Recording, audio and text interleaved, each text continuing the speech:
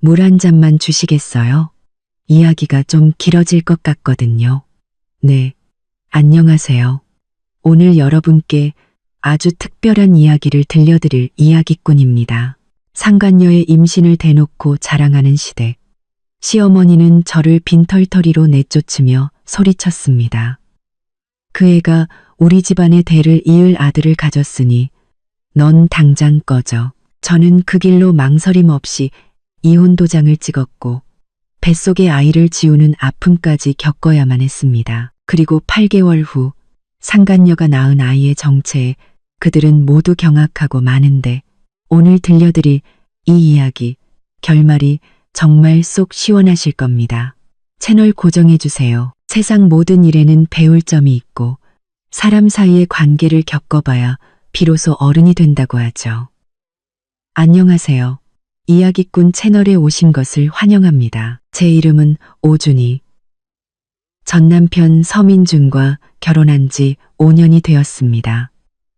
지난 5년간 저는 서씨 집안의 며느리로서 할 도리는 다했다고 자부합니다. 아무리 고된 퇴근길이라도 집에 돌아와 저녁을 차려 시어머니 박영미 여사를 모셨죠. 시어머니는 허리가 안 좋다는 핑계로 집안의 모든 바닥 청소와 설거지를 제게 떠넘기셨고 저는 군말 없이 해냈습니다.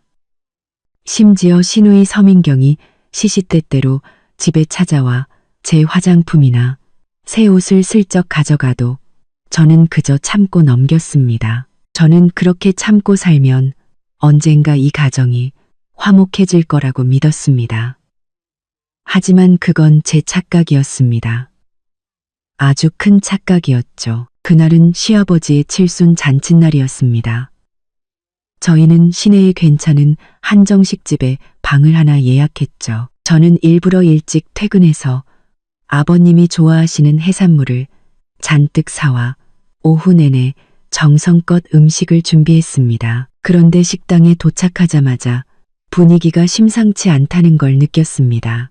시어머니 박 여사는 얼굴에 홍조를 띠고 입이 귀에 걸릴 듯 웃고 계셨죠. 남편의 칠순을 축하하는 모습이라기보단 마치 복권에 당첨된 사람 같았습니다. 남편 서민주는 제 눈을 피하며 안절부절 못했고 시누이 서민경은 곧 재미있는 구경거리가 생길 거라는 듯한 표정으로 절 쳐다봤습니다. 가슴이 철렁 내려앉았지만 저는 애써 미소를 지으며 준비해온 음식들을 상위에 올렸습니다. 아버님, 칠순 축하드려요. 전부 아버님 좋아하시는 걸로 준비했어요. 시아버지가 입을 열기도 전에 시어머니가 말을 가로챘습니다. 아이고, 준이야. 고생했다. 근데 앞으로는 이런 힘든 일 안 해도 돼. 저는 순간 시어머니가 드디어 제 고생을 알아주시나 싶어 어머니, 괜찮아요. 당연히 제가 해야죠. 하고 웃어 보였습니다. 그러자 시어머니는 젓가락으로 그릇을 탁탁 치며 목청을 가다듬더니 방안이 울릴 정도로 큰 소리로 말했습니다. 오늘 아버님 칠순을 맞아 온 가족이 모였으니 내가 아주 기쁜 소식 하나를 발표해야겠다. 모두의 시선이 시어머니에게 쏠렸고 남편 서민준의 고개는 더욱더 깊이 숙여졌습니다. 시어머니는 의기양양하게 외쳤습니다. 우리 민준이에게 드디어 대를 이을 자식이 생겼다. 아라가 임신했어. 벌써 3개월이 다 되어가는데 초음파를 보니 아주 늠름한 아들이야. 우리 서씨 집안에 드디어 손주가 생긴다고. 아라, 최아라. 머릿속이 윙하고 울렸습니다. 서민준의 회사에 새로 들어온 인턴이었습니다. 언젠가 남편의 휴대폰에서 우연히 사진을 본 적이 있었죠. 아주 젊고 화려한 아가씨였습니다. 그때 누구냐고 물었을 때 그저 직장 동료일 뿐이라고 했었는데 직장 동료가 아이까지 가졌다고요? 저는 그대로 굳어 서민준을 바라봤습니다. 떨리는 목소리로 물었죠. 민준 씨, 어머니 말씀. 사실이야? 서민준은 고개도 들지 못한 채 우물쭈물 대답했습니다. 준이야, 미안해. 하지만 아라가 아들을 임신했어. 아들이라고요. 제 귀를 의심했습니다. 그래서? 아들이라서 뭐. 시어머니가 제 말을 냉큼 받아쳤습니다. 그럼 뭐겠니? 오준이, 네가 우리 집에 시집 온 지 5년이야. 5년 동안 알 하나 낳지 못했잖니. 우리 서씨 집안의 대가 너 때문에 끊길 수는 없어. 민준이는 우리 집안의 귀한 외아들이야. 이제 아라가 아들을 가졌으니 그 애는 우리 집안의 큰 공신이지. 저는 온몸이 부들부들 떨렸습니다.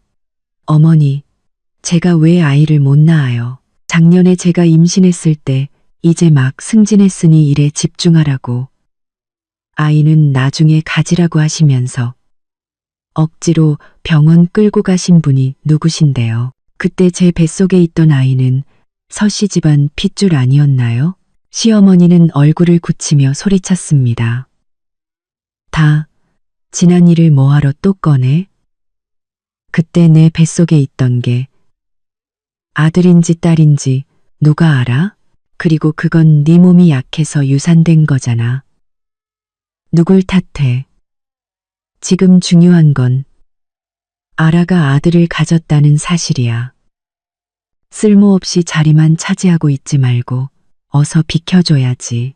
저는 눈앞에 있는 이 익숙한 얼굴들이 너무나 낯설게 느껴졌습니다. 시아버지는 고개를 숙인 채 술만 들이켜고 계셨고 시누이는 남의 불행은 나의 행복이라는 듯 낄낄거리고 있었습니다. 그리고 제 남편 서민주는 5년간 한 이불을 덮고 잔 그 남자는 목을 움츠린 거북이처럼 숨어버렸습니다. 제가 아무 말도 못하자 시어머니는 제가 충격으로 정신이 나갔다고 생각했는지 더욱 기세등등해졌습니다. 그녀는 가방에서 서류 한 뭉치를 꺼내 제 앞에 탁 소리 나게 내려놓았습니다. 이혼 서류다. 당장 서명해. 좋은 말로 할 때 빈손으로 나가. 그럼 우리 서씨 집안도 마지막 체면은 지켜주지. 이 집이나 통장에 있는 돈은 한 푼도 탐내지 마. 전부 우리 민준이가 힘들게 번 돈이니까. 이제 그만 꺼져. 아라가 태교에 집중해야 하거든. 그 애는 이제 우리 집안의 보물이라고. 저는 눈앞에 이혼 합의서를 노려보다가 서민준에게 물었습니다. 민준 씨, 이것도 당신 뜻이야?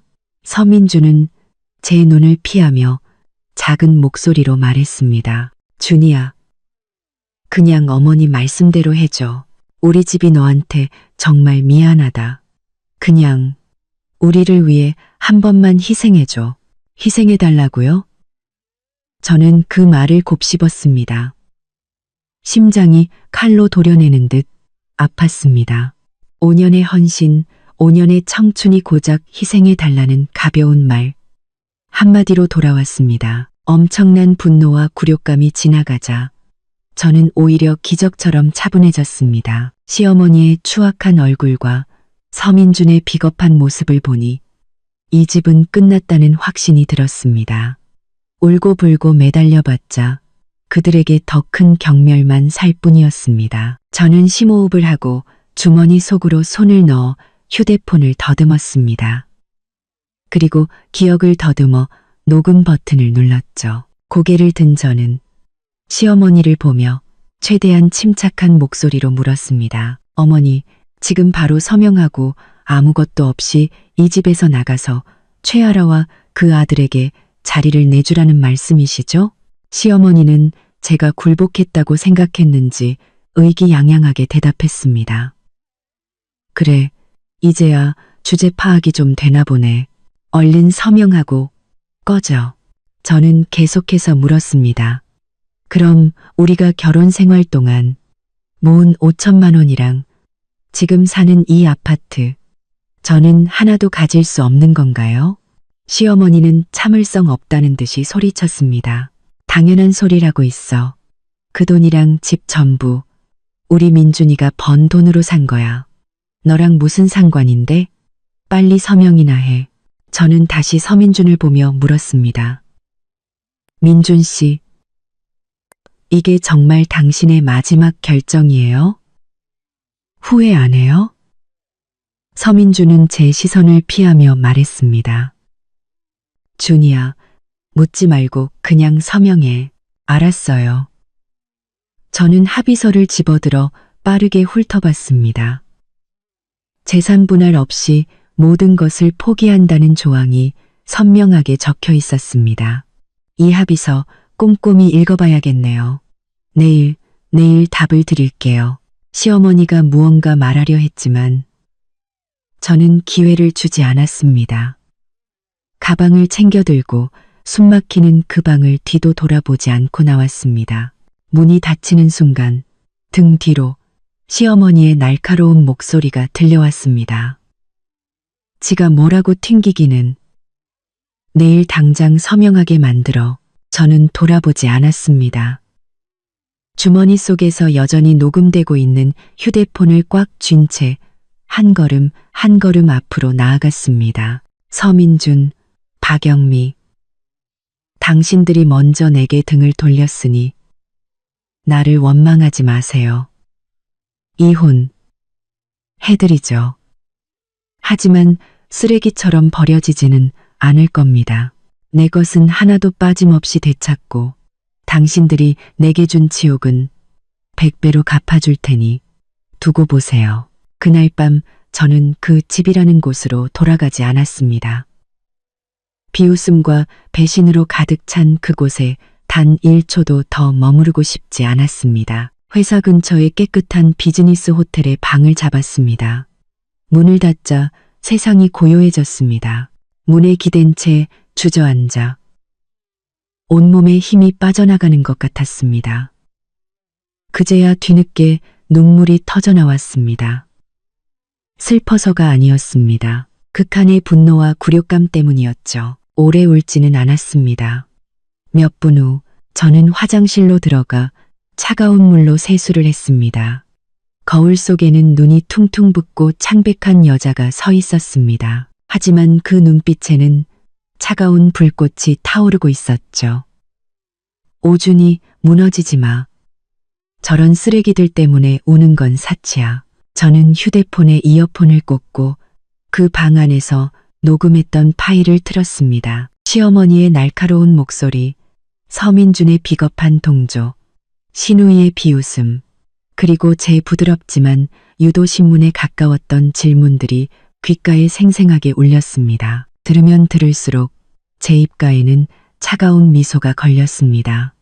이 녹음 파일은 그들의 추악한 민낯을 담은 첫 번째 증거였습니다. 하지만 이것만으로는 부족했습니다. 이혼 소송.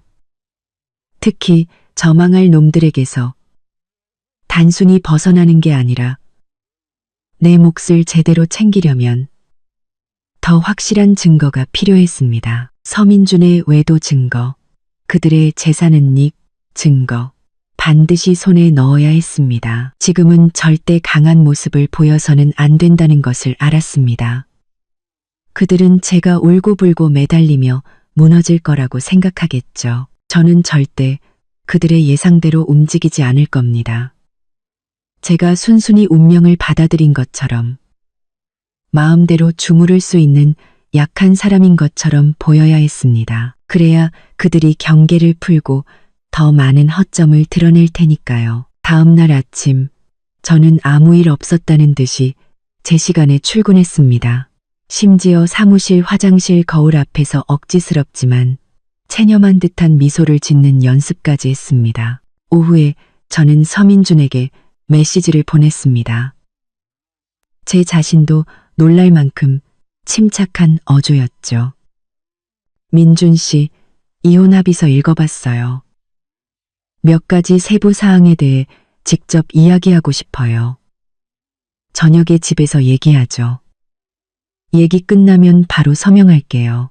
메시지를 보낸 지 얼마 되지 않아 서민준에게서 전화가 걸려왔습니다.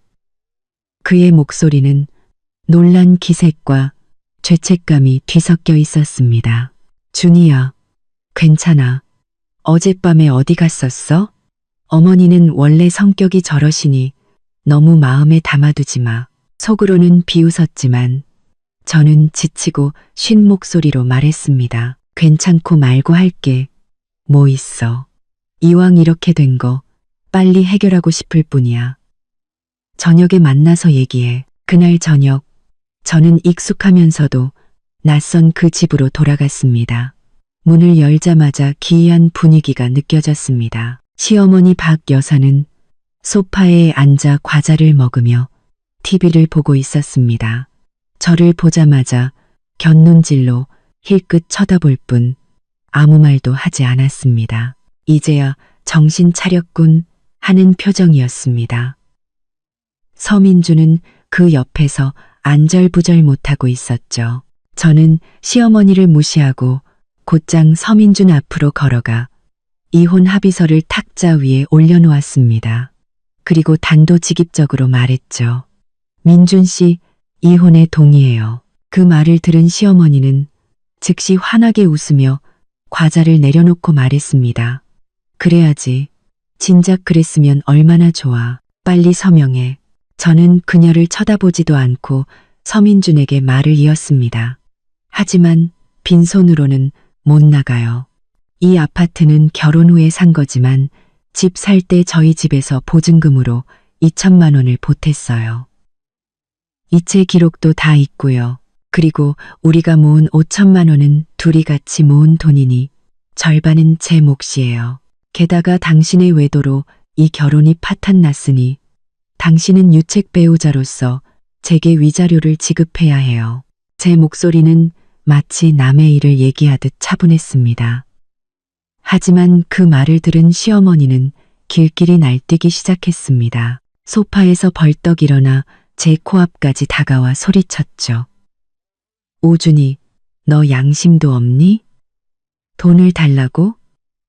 애도 못 낳는 주제에 무슨 염치로. 네가 보탰다는 2천만 원은 진작에 생활비로 다 썼어.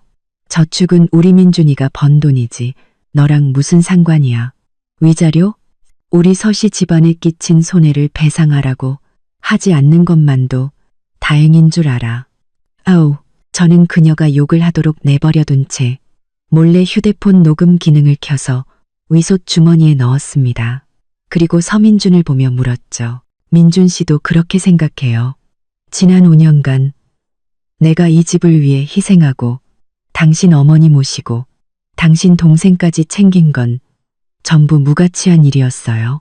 서민주는 제 시선에 고개를 숙이며 우물쭈물 말했습니다. 준이야, 네가 고생한 건 알아. 하지만 아라가 임신했잖아. 돈 들어갈 곳이 많아. 앞으로 태어날 아이 생각도 해야 하고 어머니 말씀도 일리가 있어. 시어머니가 다시 말을 가로챘습니다. 일리 있는 정도가 아니지. 오준이, 똑똑히 들어. 돈은 한 푼도 없어. 목숨은 하나 내놓을 수 있지만 당장 서명하고 꺼져. 우리가 강제로 끌어내기 전에 말이야. 민준아, 펜 갖다 줘. 저는 그 모자의 모습을 보며 마음을 완전히 접었습니다. 그들에게 상식적인 대화는 통하지 않는다는 것을 깨달았죠. 저는 전략을 바꿨습니다. 겁먹은 척. 목소리의 울음과 나약함을 섞어 말했습니다. 어머니, 민준 씨, 제발 이러지 마세요. 서명 안 하겠다는 게 아니에요. 그냥 마음이 너무 아파서 그래요. 그래도 5년이나 부부였잖아요. 저는 코를 훌쩍이며 가련한 목소리로 말을 이었습니다. 민준 씨, 이혼하더라도 좋게 헤어지면 안 될까요? 5년이나 같이 산 정을 생각해서라도 생활비는 조금 챙겨줘야 하는 거 아니에요? 이혼하면 저는 당장 살 곳도 없는데 집 구할 돈이라도 있어야죠. 그냥 빌려준다고 생각하고 주면 안 돼요? 제가 이렇게 꼬리를 내리자 시어머니는 제가 드디어 현실을 깨달았다고 생각했는지 기분이 좋아 보였습니다. 태도가 조금 누그러졌지만 여전히 가시 돋친 말투였죠. 진작 그렇게 얌전히 굴었으면 좋잖아. 울긴 왜 울어? 좋아, 민준아. 제가 불쌍하니 저축한 돈에서 200만 원만 줘서 보내. 거지한테 적선한다 생각하지 뭐. 빨리 서명하게 해. 서민주는 200만 원은 너무 적다고 생각했는지 망설이며 말했습니다. 어머니, 200은 너무 적잖아요. 그래도 준이가 새 출발하려면 500만 원은 줘야 하지 않을까요? 시어머니는 즉시 눈을 부라렸습니다. 500만 원? 너 미쳤니? 그 돈은 내 손주 분유값이야. 쟤한테 500만 원을 왜 줘? 제가 그럴 자격이 있어? 딱 300만 원, 그 이상은 한 푼도 안 돼. 저는 이 기회를 놓치지 않고 울먹이는 목소리로 끼어들었습니다. 300만 원으로 어떻게 살아요? 요즘 집 구하려면 보증금만 해도 얼마인데요. 민준 씨, 당신 얼마 전에 프로젝트 보너스로 2천만 원 받았다면서요. 그 돈에서 조금만 나눠주면 안 돼요? 제발요. 저는 일부러 그 보너스 얘기를 꺼냈습니다. 그 돈은 혼인 기간 중에 번 재산이었습니다. 하지만 전에 서민준이 그 돈을 어머니 명의로 옮길 거라고 슬쩍 얘기했던 것이 기억났기 때문이죠. 아니나 다를까. 시어머니는 그 말을 듣자마자 발끈하며 소리쳤습니다. 어림없는 소리. 그 2천만 원은 진작에 내 통장으로 옮겼어. 그건 내 손주를 위해 쓸 돈이야. 너랑은 한 푼도 상관없어. 민준아, 빨리 서명이나 하라고 해. 쓸데없는 소리 그만하고.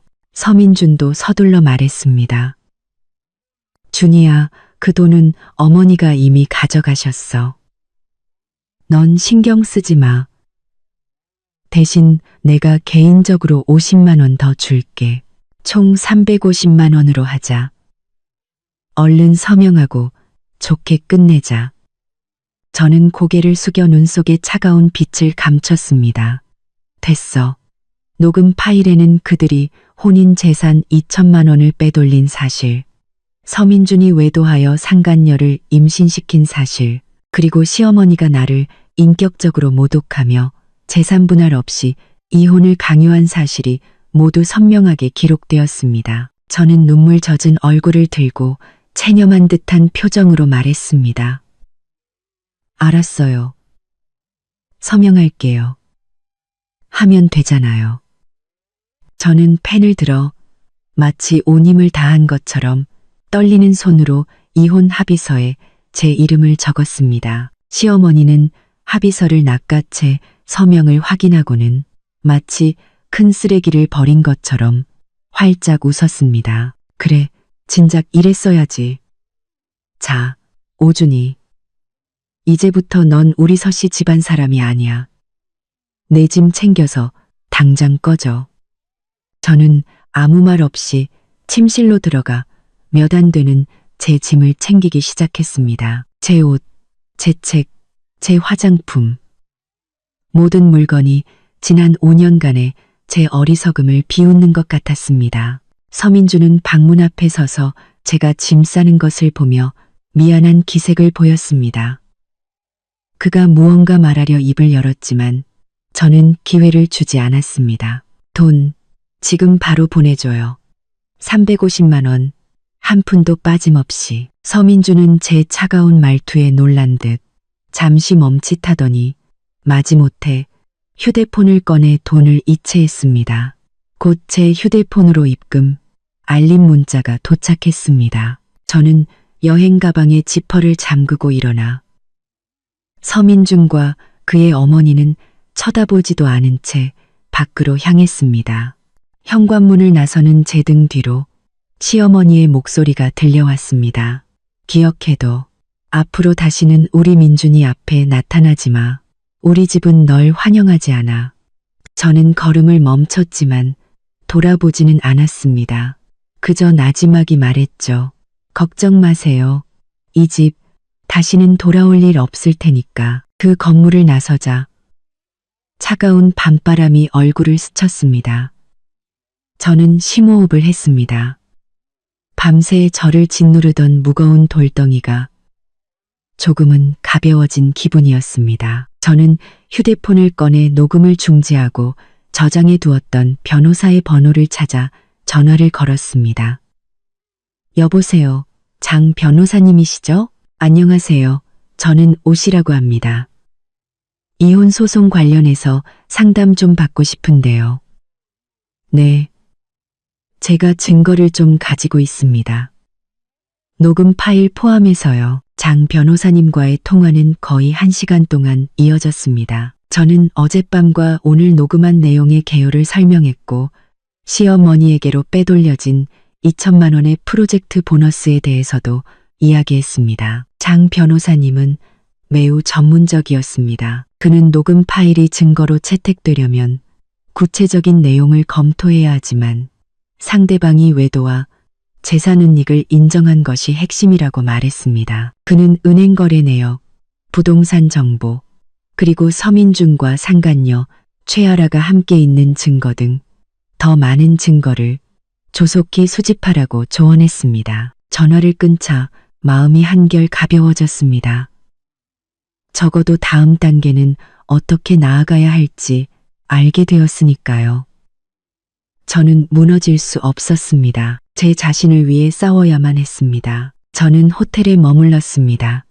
서민준이 보낸 350만 원으로 숙박비를 결제하고 괜찮은 옷 몇 벌과 생필품을 샀습니다. 스스로를 너무 초라하게 만들고 싶지 않았습니다.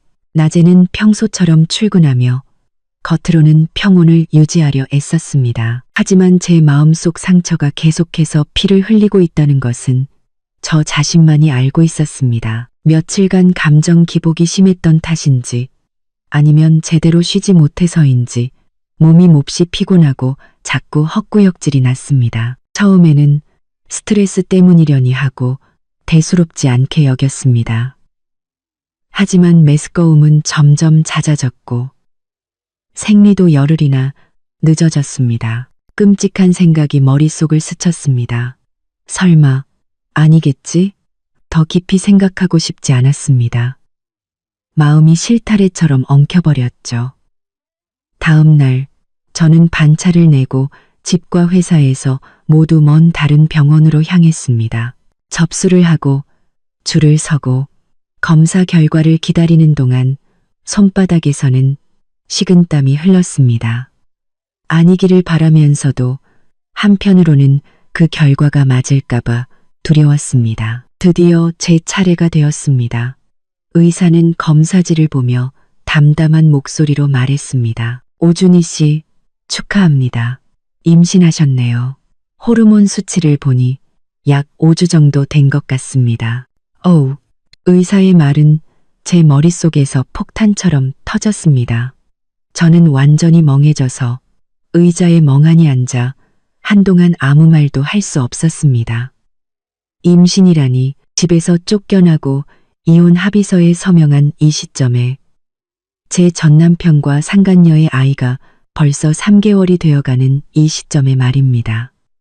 정말이지 기가 막힌 농담이었습니다. 의사는 제 얼굴이 새하얗게 질린 채 아무 말도 없자 이상하게 생각했는지 다시 물었습니다. 왜 그러시죠? 원치 않으시는 건가요? 원치 않으셔도 빨리 결정하셔야 합니다. 태아가 클수록 수술이 몸에 더 큰 부담을 주니까요. 저는 그제야 정신을 차리고 떨리는 목소리로 물었습니다.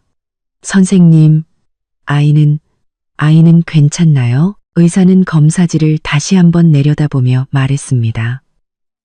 현재로서는 수치는 정상 범위입니다. 그런데 최근에 감정 기복이 심하거나 몹시 피곤하셨나요? 제가 고개를 끄덕이자 의사는 한숨을 쉬며 말했습니다. 프로게스테론 수치가 조금 낮네요. 그리고 환자분 본인의 컨디션도 좋지 않고요. 이 아이를 낳고 싶으시다면 당장 안정을 취하고 황체 호르몬을 보충해야 합니다. 감정적으로도 안정되어야 하고요. 그렇지 않으면 유산될 가능성이 높습니다. 만약 원치 않으신다면 역시 빨리 결정해서 수술 날짜를 잡으셔야 합니다. 남편분과 상의해보세요. 남편과 상의하라고요? 제가 누구랑 상의를 한단 말입니까?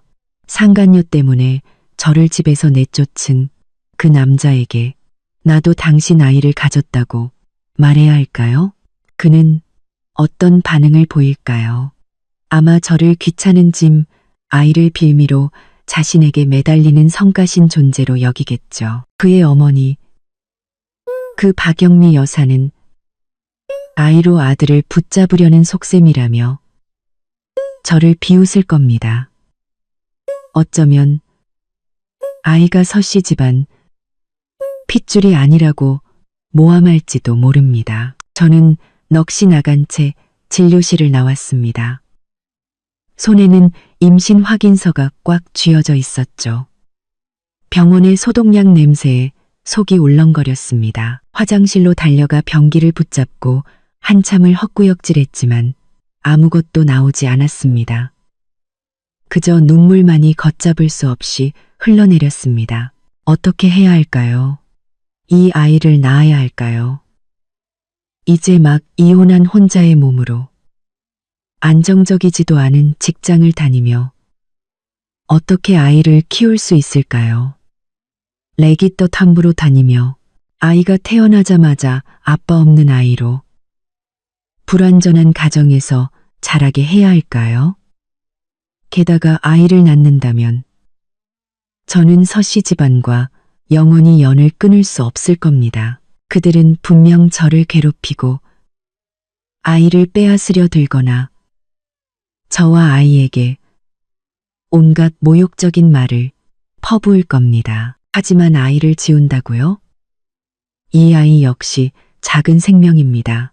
제 몸의 일부죠. 비록 너무나 부적절한 시기에 너무나 어처구니 없는 상황에서 찾아왔지만 제 손으로 이 아이의 생명을 끝낸다고 생각하니 심장이 바늘로 찔리는 듯 아팠습니다. 작년에 유산했던 아이는 그들의 강요 때문이었습니다. 그때의 무력감과 심장의 통증은 아직도 생생합니다. 그때의 무력감과 심장의 통증은 그런데 지금 제가 또다시 제 아이를 포기해야 하는 걸까요? 저는 병원의 차가운 복도 의자에 앉아 머릿속에서 두 개의 목소리가 치열하게 싸우는 것을 들었습니다. 한 목소리는 말했습니다. 아이를 낳아. 이건 하늘이 내게 준 위로이자 너의 유일한 혈육이야. 다른 목소리는 말했습니다. 오준이, 정신 차려. 내 자신도 건사하기 힘든데 아이까지 책임질 수 있겠어? 서씨 집안 같은 사람들이 내가 임신한 걸 알면 가만히 둘 것 같아? 내 아이가 그런 복잡한 증오 속에서 살게 하고 싶어? 저는 아직 평평한 아랫배를 만졌습니다. 아무 느낌도 없었지만 그곳에서 작은 생명이 자라고 있다는 것을 알았습니다. 하지만 그 아이의 존재는 기쁨이 아니라 더 깊은 절망과 어려운 선택을 가져왔습니다. 저는 식탁에서 아라가 아들을 가졌다며 의기양양해하던 서민준의 얼굴을 떠올렸습니다. 저를 빈털터리로 내쫓던 시어머니의 악랄한 표정을 떠올렸습니다. 털을 서를 그르정성을 떠올렸습니다. 저를 비웃던 신우이의 눈빛을 떠올렸습니다. 증오가 제 마음속에서 잡초처럼 자라났습니다. 만약 제가 이 아이를 낳는다면 어떻게 될까요? 아마 서씨 집안은 이 아이 때문에 조금은 죄책감을 느낄까요? 아니요. 그럴 리 없습니다. 그들은 제가 아이를 이용해 자신들을 협박한다고 생각할 겁니다. 어쩌면 아이를 빼앗으려 들지도 모릅니다. 특히 최아라가 딸을 낳고 제가 아들을 낳는다면 말이죠. 남아선호 사상이 뼛속까지 밝힌 박영미 여사가 태도를 바꿀까요? 하지만 그 생각은 스쳐 지나갈 뿐이었습니다. 저는 제 아이를 서씨 집안과의 싸움의 도구로 이용할 수 없었습니다. 아이가 기형적인 환경에서 자라게 할 수도 없었죠. 아이는 사랑이 가득한 가정에서 자라야 했습니다. 태어나자마자 부모 세대의 원한을 짊어져서는 안 됐습니다. 게다가 의사 선생님도 제 현재 건강 상태가 좋지 않다고 했습니다. 감정 기복이 심하고 프로게스테론 수치가 낮아 아이를 지킬 수 있을지도 미지수였습니다. 이런 몸으로 전 남편 가족과 재산 다툼을 벌이면서 불안에 떨며 아이를 지켜야 할까요? 제가 그렇게 강한 사람일까요? 저는 그곳에 아주 오랫동안 앉아 있었습니다. 병원이 사람들로 붐비다가 점점 조용해지고 창밖의 하늘도 서서히 어두워졌습니다. 마침내 저는 천천히 일어섰습니다. 너무 오래 앉아 있어 다리가 저렸지만 차가운 절망 속에서 제 마음은 오히려 점점 더 명확해졌습니다. 이 아이는 낳을 수 없습니다. 아이를 사랑하지 않아서가 아니었습니다. 오히려 제가 아이에게 건강하고 정상적인 성장 환경을 줄 수 없기 때문이었습니다. 아이가 이 세상에 태어나 행복할 것이라고 보장할 수 없었습니다. 제 미래 역시 안개 속이었습니다. 무고한 생명을 이 고통 속으로 끌어들일 수는 없었습니다. 더 중요한 것은 아이를 낳는다면 제 복수 계획에 차질이 생길 것이라는 점이었습니다. 저는 가벼운 몸으로 아무런 거리낌 없이 정의를 되찾아야 했습니다. 아이는 저를 약하게 만들고 타협하게 만들 것입니다. 아가야, 미안해. 저는 마음속으로 속삭였습니다. 엄마가 부족해서 널 지켜주지 못해서 미안해. 좋은 시작을 선물해주지 못해서 미안해. 이기적이고 잔인한 엄마를 용서해줘. 다음번에 네가 다시 나를 찾아와 준다면 그때는 엄마가 온전하고 행복한 가정으로 널 맞이할게. 저는 눈물을 닦고 산부인과 수술 예약 창구로 향했습니다. 발걸음은 무거웠지만 한 걸음 한 걸음이 그 어느 때보다 단호했습니다. 간호사가 정말 수술을 결정한 것이 맞냐고 물었을 때 저는 한치의 망설임도 없이 고개를 끄덕였습니다. 네, 결정했어요. 차가운 수술대 위에 누워 마취약이 퍼지자 의식이 흐려지기 전 제 머릿속에 마지막으로 떠오른 생각은 이것이었습니다. 서민준, 박영미. 당신들이 내게 진 빚이 하나 더 늘었어. 수술 다음 날 저는 퇴원했습니다. 몸은 허약했고 아랫배는 욱신거렸지만 텅 빈 마음의 고통이 저를 더 힘들게 했습니다. 의사는 푹 쉬고 무리하지 말고 몸을 따뜻하게 하라고 당부했지만 제가 쉴 수 있는 상황이 아니었습니다. 제게는 아직 치러야 할 힘든 싸움이 남아 있었습니다. 저는 억지로 몸을 이끌고 호텔로 돌아와 따뜻한 꿀물을 한 잔 마셨습니다. 창밖의 잿빛 하늘을 보며 서씨 집안과의 법적 관계를 하루빨리 정리해야겠다고 다짐했습니다. 그리고 완전히 자취를 감추고 몸과 마음을 추슬러야 했습니다. 시간이 지체될수록 변수가 많아지고 제 회복에도 좋지 않을 것이었습니다. 저는 휴대폰을 들어 서민준에게 메시지를 보냈습니다. 제 자신도 놀랄 만큼 평온한 어조였습니다. 이혼 합의서에 서명했어요. 시간과 장소 정해서 알려줘요. 구청에 가서 빨리 마무리하죠. 당신이랑 최아라 씨도 마음 편해져야죠. 메시지를 보낸 지 얼마 되지 않아 서민준에게서 전화가 걸려왔습니다. 그의 목소리는 놀라움과 함께 안도감이 섞여 있었습니다. 준이야, 마음 정했구나. 다행이다. 그럼 내일 오전에 어때? 내가 데리러 갈게. 바로 구청으로 가자. 데리러 올 필요 없어요. 주소랑 시간만 보내줘요. 제가 알아서 갈게요. 저는 더 이상 그의 차를 타고 싶지도 그와 불필요한 접촉을 하고 싶지도 않았습니다. 다음 날 오전 저는 일부러 검은색 옷을 입었습니다. 수술 후의 실혈과 수면 부족으로 얼굴은 유난히 창백했습니다. 거울을 보며 립스틱을 살짝 발라 너무 초췌해 보이지 않도록 했습니다. 동정심을 얻으려는 것이 아니었습니다. 단지 그들 앞에서 약한 모습을 보이고 싶지 않았을 뿐입니다. 구청 앞에 도착했을 때 서민주는 이미 기다리고 있었습니다. 그리고 제 속을 뒤집어 놓은 것은 그의 곁에 최아라가 서 있었다는 사실이었습니다. 그녀는 헐렁한 원피스를 입고 아직 티도 나지 않는 배를 일부러 내밀며 서민준의 팔에 바싹 매달려 있었습니다. 그녀의 얼굴에는 감출 수 없는 더위와 도발이 가득했습니다. 저를 본 서민준은 당황한 기색을 보이며 팔을 빼려 했지만 최아라는 더욱더 세게 팔짱을 꼈습니다. 그녀는 먼저 입을 열었습니다. 목소리는 교태로 가득했죠. 어머, 준이 언니 오셨네. 안색이 왜 이렇게 안 좋아요? 잠을 잘 못 잤나? 하긴 이런 일 겪으면 마음이 편할 리가 없지. 그녀의 말 한마디 한마디는 자신의 승리를 과시하는 것이었습니다. 저는 그녀를 차갑게 쏘아보고는 아무 대꾸 없이 서민준에게 말했습니다. 들어가요. 빨리 끝내고 싶으니까. 서민준은 서둘러 고개를 끄덕였습니다. 그래, 들어가자. 이혼 절차는 빠르게 진행되었습니다.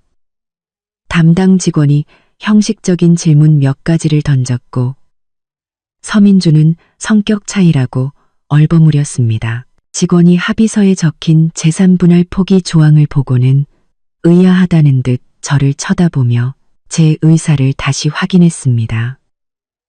저는 무표정하게 고개를 끄덕였습니다. 직원이 합의서에 적힌 마지막 도장을 기다리는 동안 최아라는 또다시 연극을 시작했습니다. 그녀는 자신의 배를 쓰다듬으며 서민준에게 애교를 부렸죠. 민준 씨, 우리 아기 오늘 정말 착하다. 아빠 엄마 중요한 일 하러 온 거 아나 봐. 하나도 안 보채네. 우리 새 식구. 앞으로 정말 행복할 거야. 그치? 서민준은 어색하게 응, 그만해 라고 대꾸했습니다. 최아라는 아랑곳하지 않고 이번에는 저를 향해 가식적으로 말했습니다. 준이 언니도 너무 슬퍼하지 마요. 언니도 더 좋은 사람 만날 수 있을 거예요.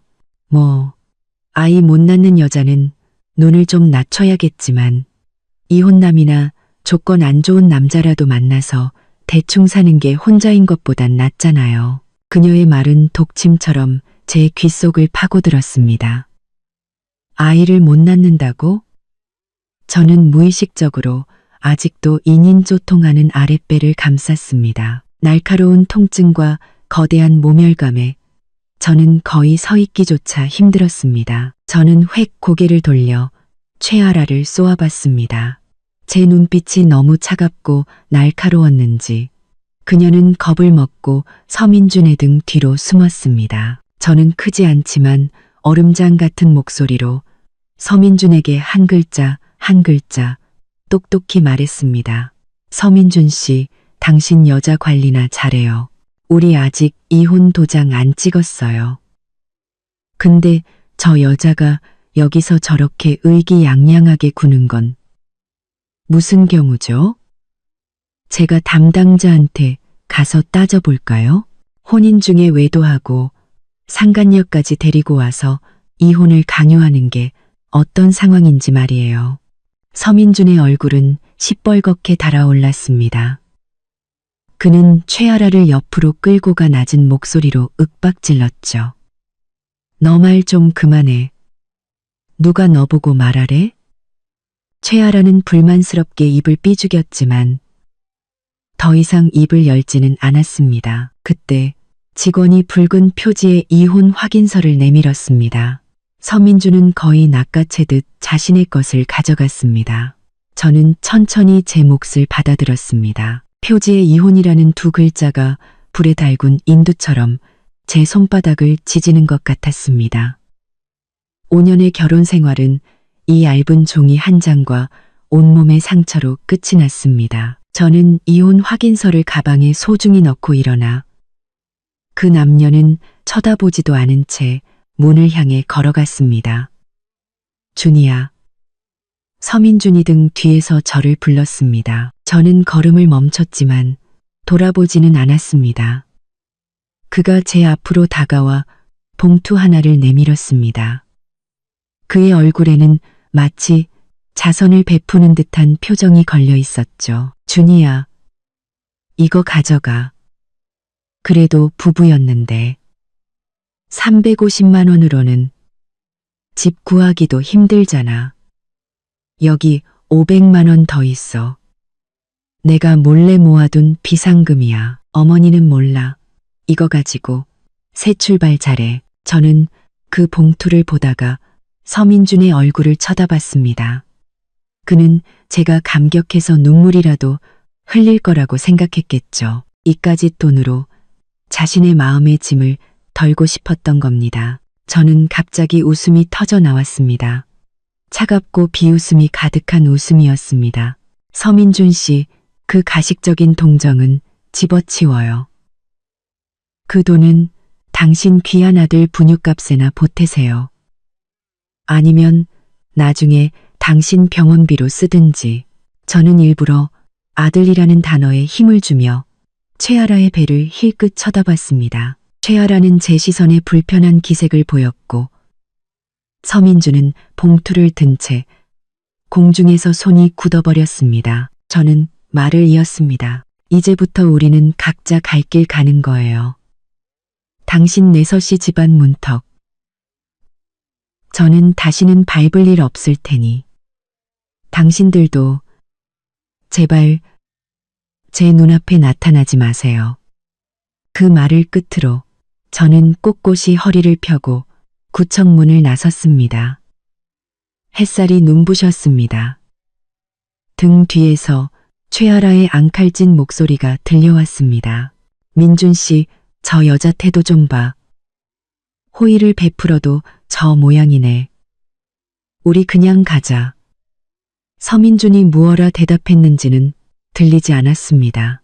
이제는 궁금하지도 않았죠. 택시에 올라타 호텔 주소를 말했습니다. 차가 움직이자 창밖의 풍경이 뒤로 물러났습니다.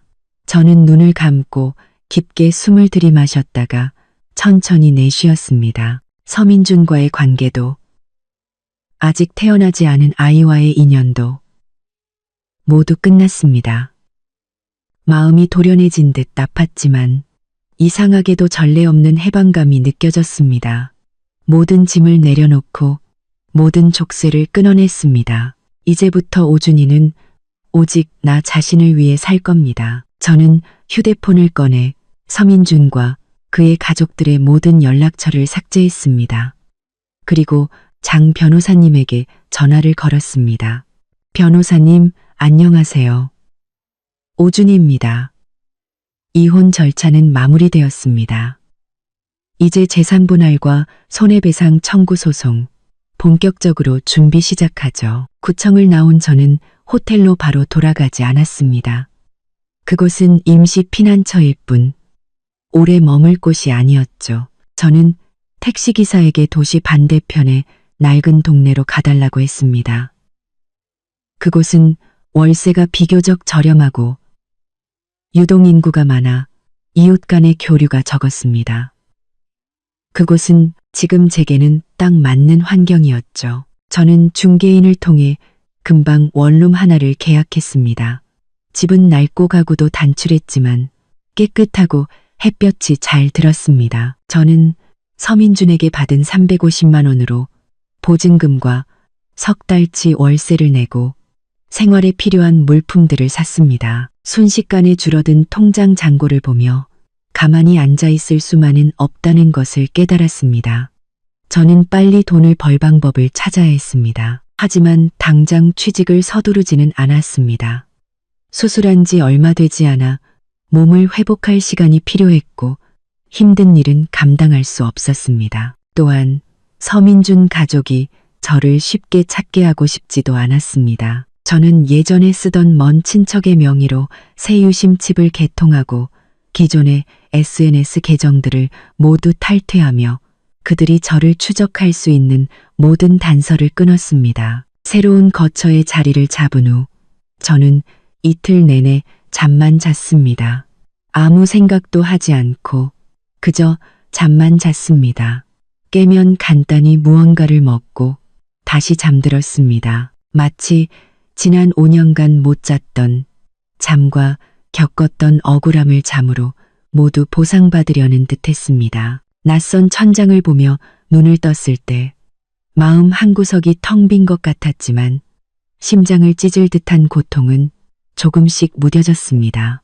몸이 조금 나아지자 저는 생계를 꾸릴 방법을 고민하기 시작했습니다.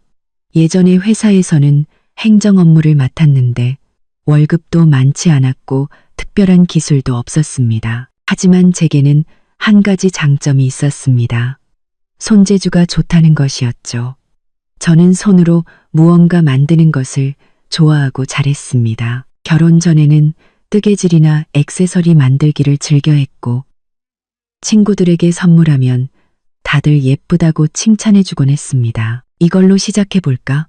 비용도 적게 들고 시간도 자유롭게 쓸 수 있어 지금 제 상황에 안성맞춤이었습니다. 생각이 서자마자 저는 행동으로 옮겼습니다.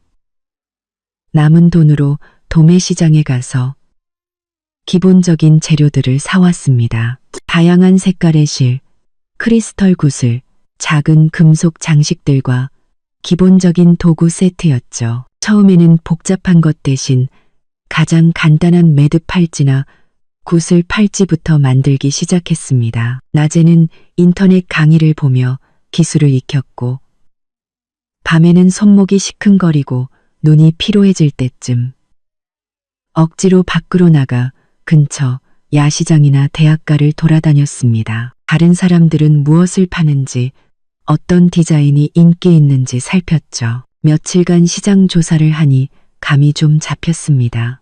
단순히 예쁘기만 해서는 안 되고 특별한 무언가가 있어야 했습니다. 젊은 여성들이 자신만의 의미를 담은 맞춤, 제작 상품을 좋아한다는 것을 알게 되었죠.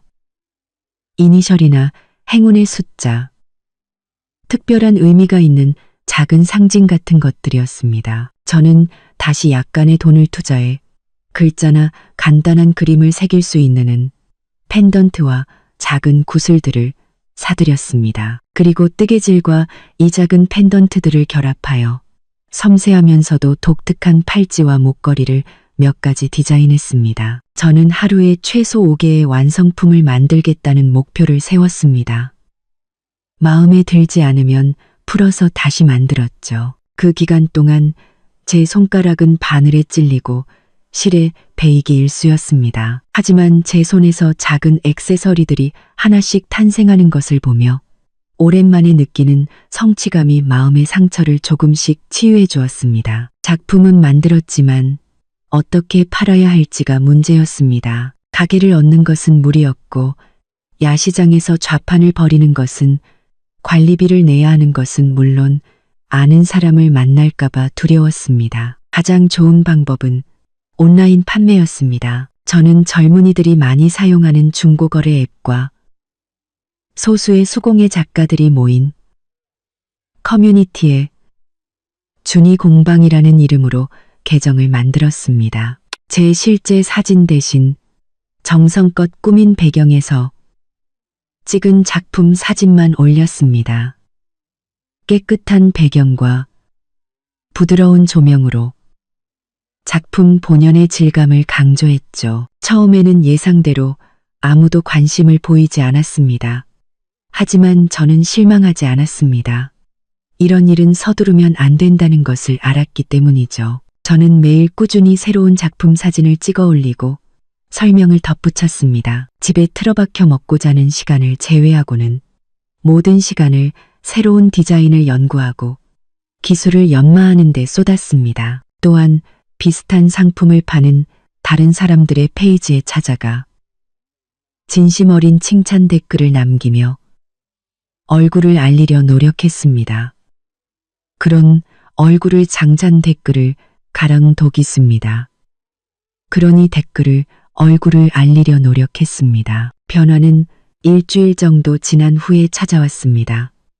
한 여학생이 제 페이지에서 이니셜 맞춤 팔찌를 보고 자신과 남자친구의 이니셜로 만들어줄 수 있냐고 물어왔습니다. 저는 그녀가 원하는 색상, 스타일, 글자 모양 등을 꼼꼼히 물었고 매우 친절하고 인내심 있게 응대했습니다. 그녀는 기분 좋게 주문을 했죠. 저는 온 정성을 다해 그 팔찌를 만들었습니다. 그리고 남은 재료로 같은 디자인의 작은 열쇠고리를 덤으로 만들어 함께 보내주었습니다. 며칠 후 저는 조마조마한 마음으로 앱을 열어 첫 후기를 확인했습니다. 그 여학생은 별점 5개와 함께 사진까지 찍어 올리며 제 솜씨와 친절함, 그리고 깜짝 선물에 대해 칭찬을 아끼지 않았습니다. 그 후기는 마치 막혔던 물꼬를 트는 열쇠와도 같았습니다. 그 후기를 보고 찾아오는 사람들이 생기기 시작했고, 주문은 며칠에 한 건에서 하루에 한두 건으로 늘어났습니다. 아직 큰 돈을 버는 것은 아니었지만 저는 희망을 보았습니다. 제 두 손으로 스스로 살아남을 수 있다는 것, 그리고 존엄하게 살 수 있다는 것을 깨달았습니다. 저는 단돈 몇천 원이라도 모든 수입을 꼼꼼히 기록했습니다. 재료비와 생활비를 제외한 나머지 돈은 차곡차곡 모았습니다. 이 돈으로는 아직 부족하다는 것을 알았습니다. 앞으로의 생활도 소송도 더 많은 자본이 필요했습니다. 하지만 이것은 시작이었습니다. 제 두 발로 당당히 일어서는 첫걸음이었죠. 가끔 밤늦게까지 주문을 만들다 손가락 하나 까딱할 힘도 없을 때면 장 변호사님과 몇몇 필수 연락처만 저장된 예전 휴대폰을 집어들곤 했습니다. 저는 서씨 집안 소식을 일부러 찾아보지는 않았습니다.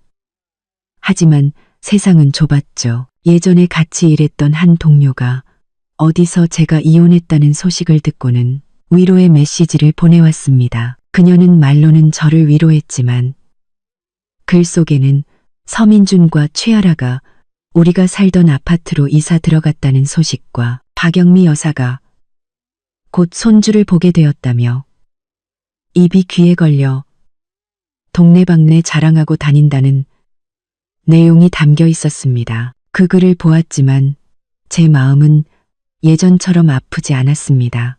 오히려 차가운 평온함이 느껴졌죠. 마음껏 웃고 마음껏 자랑하세요. 높이 올라갈수록 떨어질 때 더 아픈 법이니까. 저는 지금 보잘것없고 약해 보일수록 나중에 반격할 때 더 큰 힘을 발휘할 수 있을 것이라고 생각했습니다. 저는 그 메시지를 삭제하고 다시 도구를 집어들어 손안의 작은 구슬을 다듬었습니다. 구슬이 불빛 아래에서 반짝였습니다. 제 복수는 소란스러울 필요가 없었습니다. 이비처럼 조용히 힘을 모아 가장 결정적인 순간에 가장 눈부신 빛을 발할 것입니다. 서민준, 박영미, 그대들이 그토록 바라던 손주에 대한 꿈, 조금만 더 꾸고 계세요. 그 꿈에서 깨어났을 때도 과연 웃을 수 있을지 지켜보겠습니다. 세월은 강물처럼 조용히 흘러갔습니다.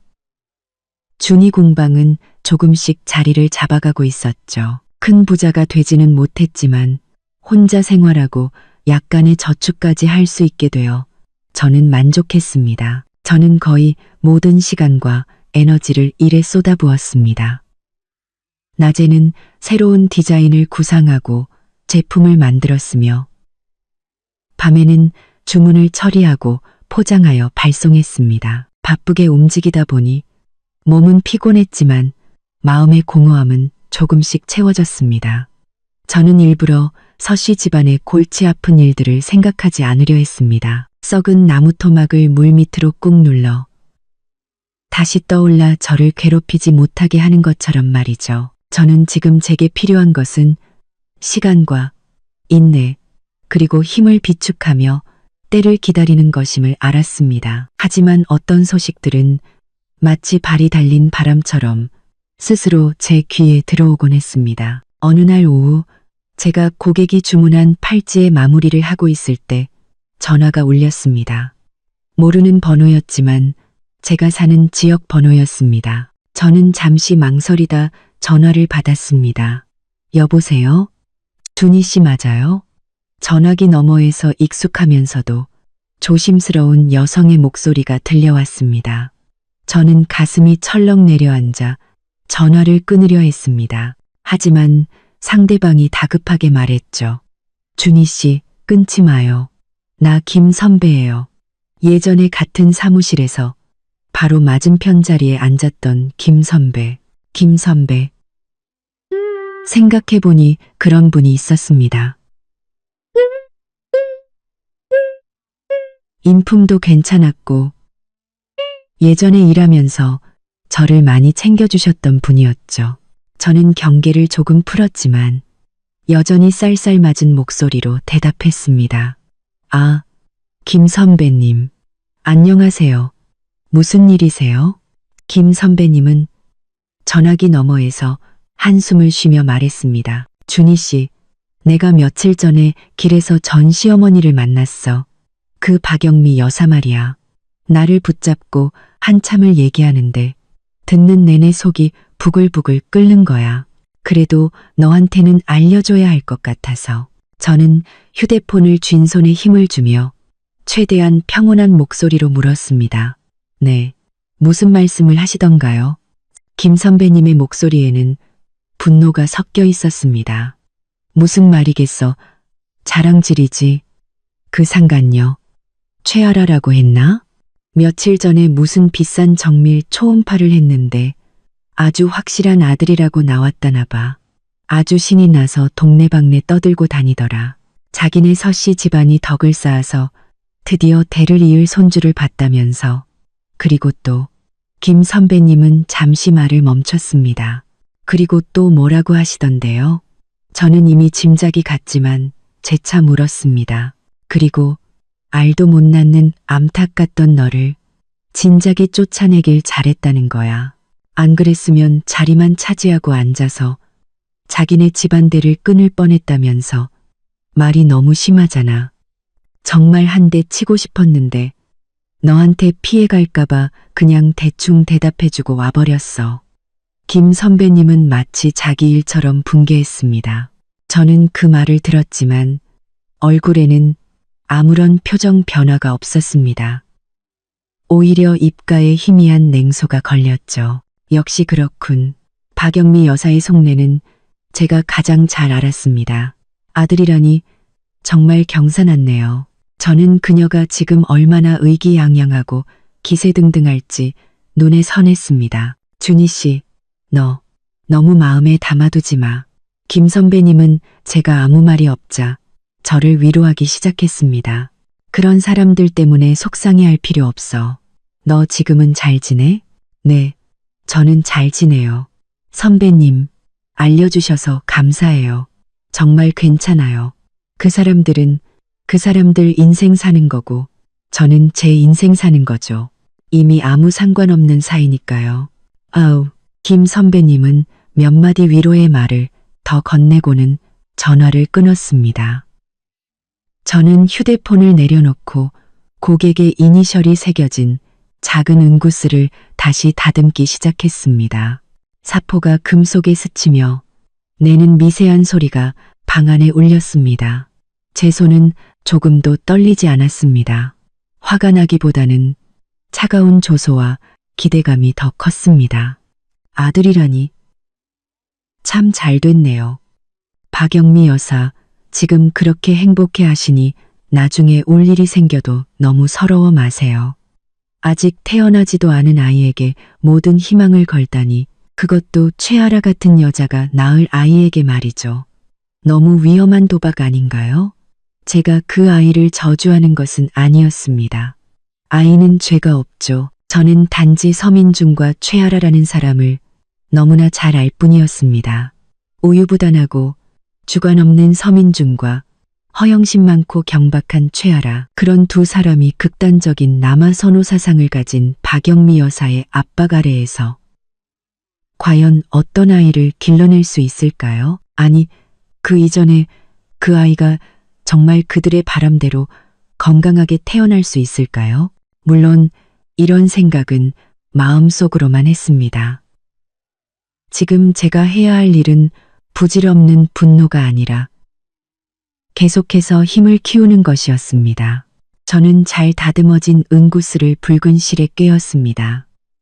섬세하고 아름다운 의미를 담은 팔찌가 완성되었죠. 저는 그것을 촬영용 배경 천위에 올려놓고 조명을 조절하여 정성껏 사진을 찍었습니다. 그리고 준이 공방 계정에 사진을 올리고 글을 썼습니다. 평안과 기쁨을 담은 맞춤 팔찌. 당신의 곁에 항상 행운이 함께하기를. 곧 단골 고객들의 좋아요와 댓글이 달렸고 맞춤 제작에 대한 문의도 들어왔습니다. 저는 온화하고 친절한 태도로 하나하나 정성껏 답변했습니다. 점점 늘어나는 긍정적인 후기와 팔로워 수를 보며 제 마음은 조금씩 안정을 찾아갔습니다.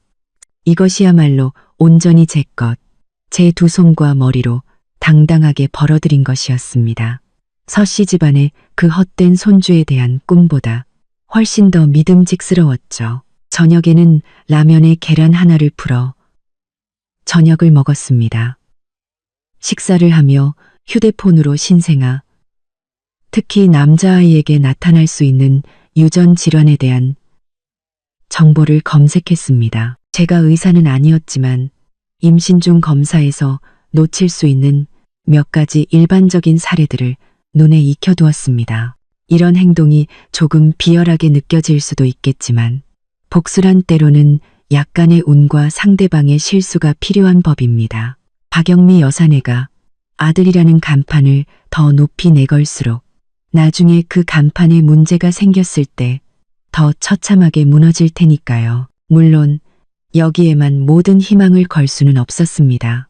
저는 제 기술을 연마하고 사업을 키우는데 더 집중해야 했습니다. 장 변호사님과도 계속 연락을 주고받았습니다. 변호사님은 빼돌려진 2천만 원에 대한 증거를 수집 중이며 때가 되면 소송을 제기할 것이라고 말했습니다. 모든 것이 계획대로 진행되고 있었습니다. 저는 마치 거미줄을 치는 거미처럼 구석에서 조용히 그물을 짜며 먹잇감이 스스로 걸려들기를 기다렸습니다. 서씨 집안은 아들을 얻는다는 기쁨에 취해 저 같은 패배자는 이미 까맣게 잊었겠죠. 그 편이 더 좋았습니다. 마음껏 즐기세요. 저는 휴대폰 창을 닫고 그릇을 깨끗이 씻었습니다.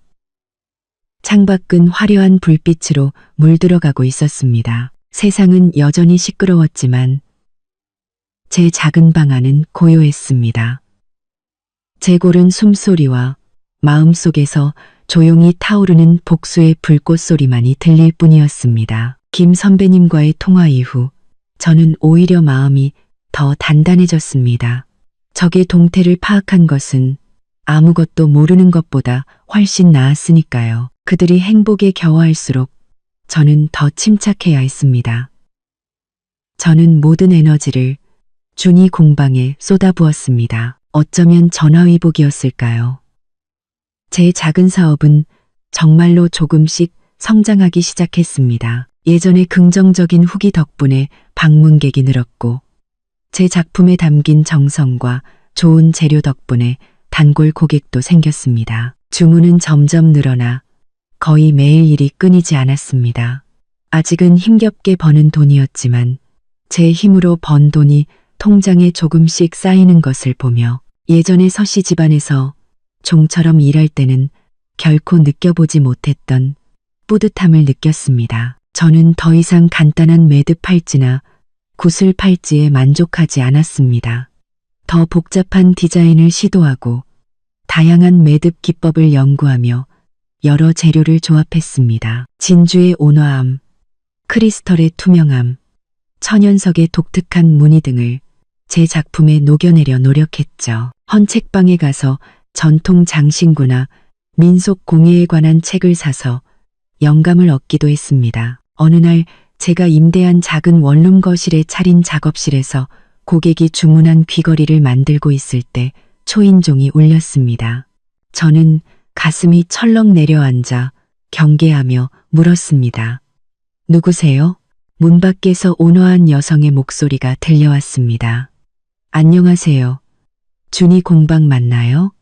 제가 아이디어스에서 올리신 작품을 보고 너무 마음에 들어서요. 남겨두신 주소를 보고 직접 찾아와 봤어요. 실물을 보고 싶은데 괜찮을까요? 아이디어스는 제가 작품을 올리는 수공예 전문 앱이었습니다. 제가 대략적인 동네 이름만 남겨두었는데 정말로 찾아올 줄은 몰랐습니다. 저는 잠시 망설이다가 문에 달린 작은 구멍으로 밖을 내다봤습니다. 40대 초반으로 보이는 옷차림이 단정하고 기품 있는 여성이 미소를 띤 채 서 있었습니다. 나쁜 사람 같지는 않았죠. 저는 문을 열었지만 완전히 열지는 않고 거리를 유지하며 말했습니다. 안녕하세요. 맞는데요. 저는 주로 온라인으로 주문을 받아서 완성된 제품은 별로 없어요. 그 여성은 미소를 지으며 말했습니다. 괜찮아요. 그냥 구경만 할게요. 제 성은 임씨고 임 사모님이라고 부르시면 돼요. 딸아이 생일이 곧 다가와서 특별한 선물을 해주고 싶어서요. 인터넷에서 올리신 은하수 팔찌 시리즈 사진이 너무 예쁘더라고요. 실물을 보고 사이즈도 재서 맞춤 제작하고 싶어서요. 그녀의 말은 진심이었고 딸의 생일 선물을 사러 온 것이었기에 저는 거절할 이유가 없었습니다. 저는 몸을 비켜 그녀를 안으로 들였습니다. 임 사모님, 들어오세요. 집이 좀 어수선한데 이해해 주세요. 임 사모님은 호기심 어린 눈으로 제 작업대를 둘러봤습니다. 어두운 색의 벨벳 천위에는 각종 도구와 재료, 그리고 반제품들이 흩어져 있었습니다. 물건은 많았지만 나름대로 정리가 잘 되어 있었죠. 그녀는 제가 막 완성한 귀걸이 한 쌍을 집어들고 자세히 보더니 고개를 끄덕이며 말했습니다. 솜씨가 정말 좋으시네요. 마무리가 아주 깔끔해요. 이것들 전부 직접 디자인하신 건가요? 반보리가 아주 깔끔해요. 제가 고개를 끄덕이자 그녀는 재능이 있으시네요. 라고 칭찬했습니다. 그리고 그녀의 시선은 벽에 걸린 몇몇 작품에 멎었습니다. 그것들은 제가 고전적인 요소를 가미하여 시도해본 새로운 디자인으로 아직 정식으로 판매하지 않는 것들이었습니다. 그녀는 그쪽으로 다가가 감탄하며 작품들을 하나하나 뜯어봤습니다. 그녀는 연보라색 자수정과 은실로 엮어 만든 브로치를 가리키며 물었습니다. 이것도 파는 건가요? 정말 아름답네요. 저는 설명했습니다. 그 작품 이름은 상서로운 기운이에요. 자수정을 사용해서 행운과 평안을 기원하는 의미를 담았죠. 구름 무늬에서 영감을 얻어 디자인해서 좀 더 단아한 느낌을 주려 했어요. 정말 멋져요. 임 사모님은 진심으로 감탄하며 다른 작품들도 한참 동안 둘러보았습니다. 재료나 의미에 대해 묻는 그녀의 질문에 저는 하나하나 친절하게 설명해 주었습니다. 한참 후에야 그녀는 본론으로 돌아와 딸에게 선물할 은하수 팔찌를 주문하고 싶다고 말했습니다. 딸의 손목이 가늘고 파란색을 좋아한다는 정보도 덧붙였죠. 저는 샘플과 색상표를 보여주고 딸의 손목 둘레를 꼼꼼히 물었습니다. 대화하는 동안 저는 임 사모님이 품이 있고 제 디자인을 존중해 준다는 것을 느꼈습니다. 자신의 의견을 말하면서도 명령이 아닌 상의하는 태도를 보였죠. 결국 그녀는 팔찌뿐만 아니라 상서로운 기운 브로치까지 구매했습니다. 제겐 꽤 큰 주문이었죠.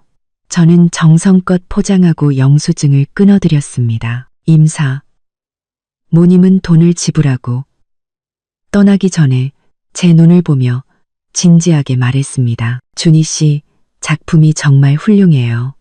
계속 이렇게 해나가면 분명 크게 성공할 거예요. 이전 직장 동료였던 김 선배님의 말은 위로였지만 안목이 높아 보이는 임 사모님의 칭찬은 무게가 달랐습니다. 저는 마음이 따뜻해지는 것을 느끼며 격려해 주셔서 감사해요. 사모님, 더 노력할게요. 라고 대답했습니다. 임 사모님을 보내고 저는 테이블 위의 돈을 보며 가슴이 벅차올랐습니다. 이것은 단순히 돈이 아니었습니다. 인정이었습니다. 오준이, 서씨 집안에서 나와서 내 힘으로도 정말 잘해낼 수 있다는 증거였습니다. 더 놀라운 것은 며칠 후임 사모님이 제가 보낸 팔찌를 받고는 매우 만족했다는 것이었습니다. 그녀는 온라인의 사진과 함께 긴 칭찬 후기를 남겼을 뿐만 아니라 친한 친구들에게 저를 소개해 주었습니다. 그녀의 친구들 역시 경제력이 있는 사람들이었고 제 수공예 액세서리에 큰 관심을 보였습니다. 주문이 갑자기 늘어나 제 작은 작업실은 정신없이 바빠졌습니다. 저는 규모를 조금 더 키우거나 조수를 구해야 할지 고민하기 시작했습니다.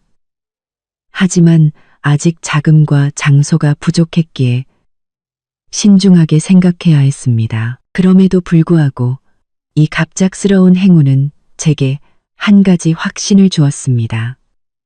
사람이 스스로를 포기하지 않는 한 하늘은 길을 열어준다는 것을요. 서씨 집안이 저를 벼랑 끝으로 내몰았지만 오히려 그 덕분에 제 안에 숨겨져 있던 잠재력을 발견하게 된 것입니다. 가끔 밤늦게 저는 서민준 가족과 그들이 그토록 바라던 손주를 떠올리곤 했습니다. 하지만 더 이상 마음이 아프지는 않았습니다. 그저 차갑게 관망할 뿐이었죠. 그들은 여전히 그곳에서 자신들이 생각하는 행복한 삶을 살고 있겠죠. 그리고 저는 다른 궤도에서 조용히 앞으로 나아가고 있었습니다. 임 사모님의 등장은 제 잿빛 같던 삶에 비친 한 줄기 햇살과도 같았습니다. 그녀는 주문뿐만 아니라 새로운 인맥의 가능성을 열어주었죠. 이것이 제 미래의 어떤 기회가 될지는 몰랐지만 저는 우선 제 기술을 더 갈고 닦고 눈앞의 일에 최선을 다해야 했습니다. 그래서는 저는 도구를 집어들어 새로운 작품을 다듬기 시작했습니다. 이번 디자인의 주제는 부활이었습니다. 짙은 붉은색 만호와 금색 실로 불꽃 속에서 다시 태어나는 모습을 형상화했습니다. 제 마음과 꼭 닮은 아름다운 작품이었죠. 임 사모님이 가져다 준 행운 덕분에 제 작은 공방은 활기를 띠었습니다. 주문이 늘고 수입도 안정되었죠. 저는 조금 더 큰 작업 공간을 얻어야 할지 고민하기 시작했습니다. 그렇게 제 삶이 조금씩 제 궤도를 찾아가고 서씨 집안 사람들을 거의 잊을 무렵 불청객이 냄새를 맡고 찾아왔습니다. 주말 오후였습니다. 저는 임 사모님의 친구가 주문한 목걸이를 만들고 있었죠. 초인종이 울렸습니다. 저는 인터넷 후기를 보고 찾아온 손님이겠거니 하고 네, 잠시만요 라고 외치며 손을 닫고 문을 열었습니다. 문을 연 순간 저는 그 자리에 얼어붙었습니다. 문 밖에는 서민준이 서 있었습니다. 그는 몹시 초췌해 보였습니다. 며칠은 깎지 않은 듯한 수염, 퀭한 눈, 구겨진 셔츠. 예전에 비겁하긴 했어도 나름 깔끔했던 모습은 온데간데 없었죠. 저는 즉시 경계하며 문을 닫으려 했습니다. 하지만 서민준은 재빨리 문틈으로 발을 집어넣고 쉰 목소리로 제 이름을 불렀습니다. 준이야, 닫지 마. 나야, 민준이. 저는 차가운 얼굴로 문을 밀며 말했습니다. 서민준 씨, 우린 이제 아무 사이도 아니에요. 당장 떠나세요. 안 그러면 경찰 부를 겁니다. 준이야, 제발 이러지 마. 그는 고통스럽고 후회하는 듯한 표정을 지으며 집안을 힐끗거리며 말했습니다. 딱 몇 마디만 할게. 제발, 당신이랑 할 말 없어요. 저는 단호하게 말하며 속으로 그가 어떻게 이곳을 찾아냈는지 빠르게 생각했습니다. 준이야, 내가 잘못했어. 그는 갑자기 태도를 바꿔 울먹이며 말했습니다. 정말로 내가 잘못했어. 후회하고 있어. 너랑 헤어지고 나서 나 하루도 편한 날이 없었어. 저는 비웃음이 터져 나오는 것을 겨우 참았습니다. 편한 날이 없었다고요? 젊은 상간녀를 끼고 그토록 바라던 아들을 기다리면서요. 누구 앞에서 연기를 하는 건지 저는 가차없이 그의 위선을 찔렀습니다. 서민준 씨, 그 악어의 눈물 집어치워요. 당신이 불편한 건 최아라 뱃속에 그 귀한 아들이 잠 못 자게 해서 그런 거 아니고요. 서민준의 얼굴이 하얗게 질렸습니다. 그는 문을 막고 있던 손에 힘을 빼며 우물쭈물 말했습니다. 아니, 아라가. 그는 지친 한숨을 내쉬었습니다. 준이야, 넌 모를 거야. 아라가 돈을 너무 많이 써. 임신하고 나서는 더 심해졌어. 오늘은 명품 가방, 내일은 수입 과일. 조금만 마음에 안 들면 우리 엄마가 자기를 구박한다. 내가 자기를 신경 안 쓴다며 난리를 쳐. 엄마는 또 매일 손주 타령만 하시고 나 정말 미치겠어. 저는 아무런 감흥도 느끼지 못했습니다. 오히려 웃음이 났죠. 아하, 상간녀가 조강지처만큼 순종적이지 않아서, 오준이처럼 공짜 가정부 노릇을 해주지 않아서 이제와 내 고마움을 깨달았구나. 정말이지 역겨운 후회였습니다. 저는 차갑게 말했습니다. 그건 당신 내 새 식구 문제지. 나랑 무슨 상관이에요? 당신이랑 당신 어머니 원래 그런 며느리 원했잖아요. 아들 잘 낳는. 이제 소원 이뤘으니 기뻐해야죠. 문에서 손 떼어. 준이야, 제발. 서민주는 다급하게 문을 다시 막으며 애원했습니다. 네가 화난 거 알아. 때리거나 욕해도 좋아. 근데 나 정말 후회해. 그 집은 집 같지가 않아. 이제야 알았어. 나한테 진심으로 잘해주고 이 집을 위해 헌신한 사람은 너밖에 없었다는 걸. 그는 점점 더 흥분하며 안으로 들어오려고 했습니다. 준이야, 너 지금 이런 데서 혼자 사는 거 얼마나 힘들어. 나한테 돌아와. 내가 아라랑 헤어질게. 우리 재결합하자. 앞으로 내가 정말 잘할게. 응? 재결합이요? 제 귀를 의심했습니다. 이 남자의 뻔뻔함은 어디까지일까요? 결혼을, 그리고 저를 뭐라고 생각하는 걸까요? 필요하면 부르고 실증나면 버리는 개 정도로 여기는 걸까요? 엄청난 역겨움과 분노가 머리끝까지 치밀어 올랐습니다. 저는 문을 닫으려던 것을 멈추고 활짝 열어젖혔습니다. 서민주는 중심을 잃고 비틀거리며 안으로 들어올 뻔했습니다. 저는 팔짱을 낀 채 쓰레기를 보는 듯한 눈으로 그를 쏘아보며 얼음장 같은 목소리로 말했습니다. 서민준 씨, 똑똑히 들어요. 첫째, 내가 당신네 집구석에서 나온 건 내 인생 최고의 선택이었어요. 둘째, 나는 지금 아주 잘 살고 있어요. 당신네 그 지옥 같은 집보다 100만 배는 더. 셋째, 당신이랑 재결합? 내가 미치지 않고서야. 세상 남자가 다 사라져도 당신이랑은 안 해. 왜냐고? 더러우니까, 역겨우니까. 저는 단숨에 말을 쏟아냈습니다. 서민주는 제 말에 충격을 받은 듯 얼굴이 불그락푸르락해졌습니다. 그는 제가 예전처럼 조금만 잘해주면 금방 마음이 약해져 돌아올 거라고 생각했겠죠. 그는 창피함에 분노하며 제게 소리쳤습니다. 오준이, 너 지금 잘난 척하는 거야? 네가 뭔데? 내가 실컷 때리고 놀다 버린 여자 주제에 나 말고 누가 널 만나주겠어? 네 꼴을 좀 봐.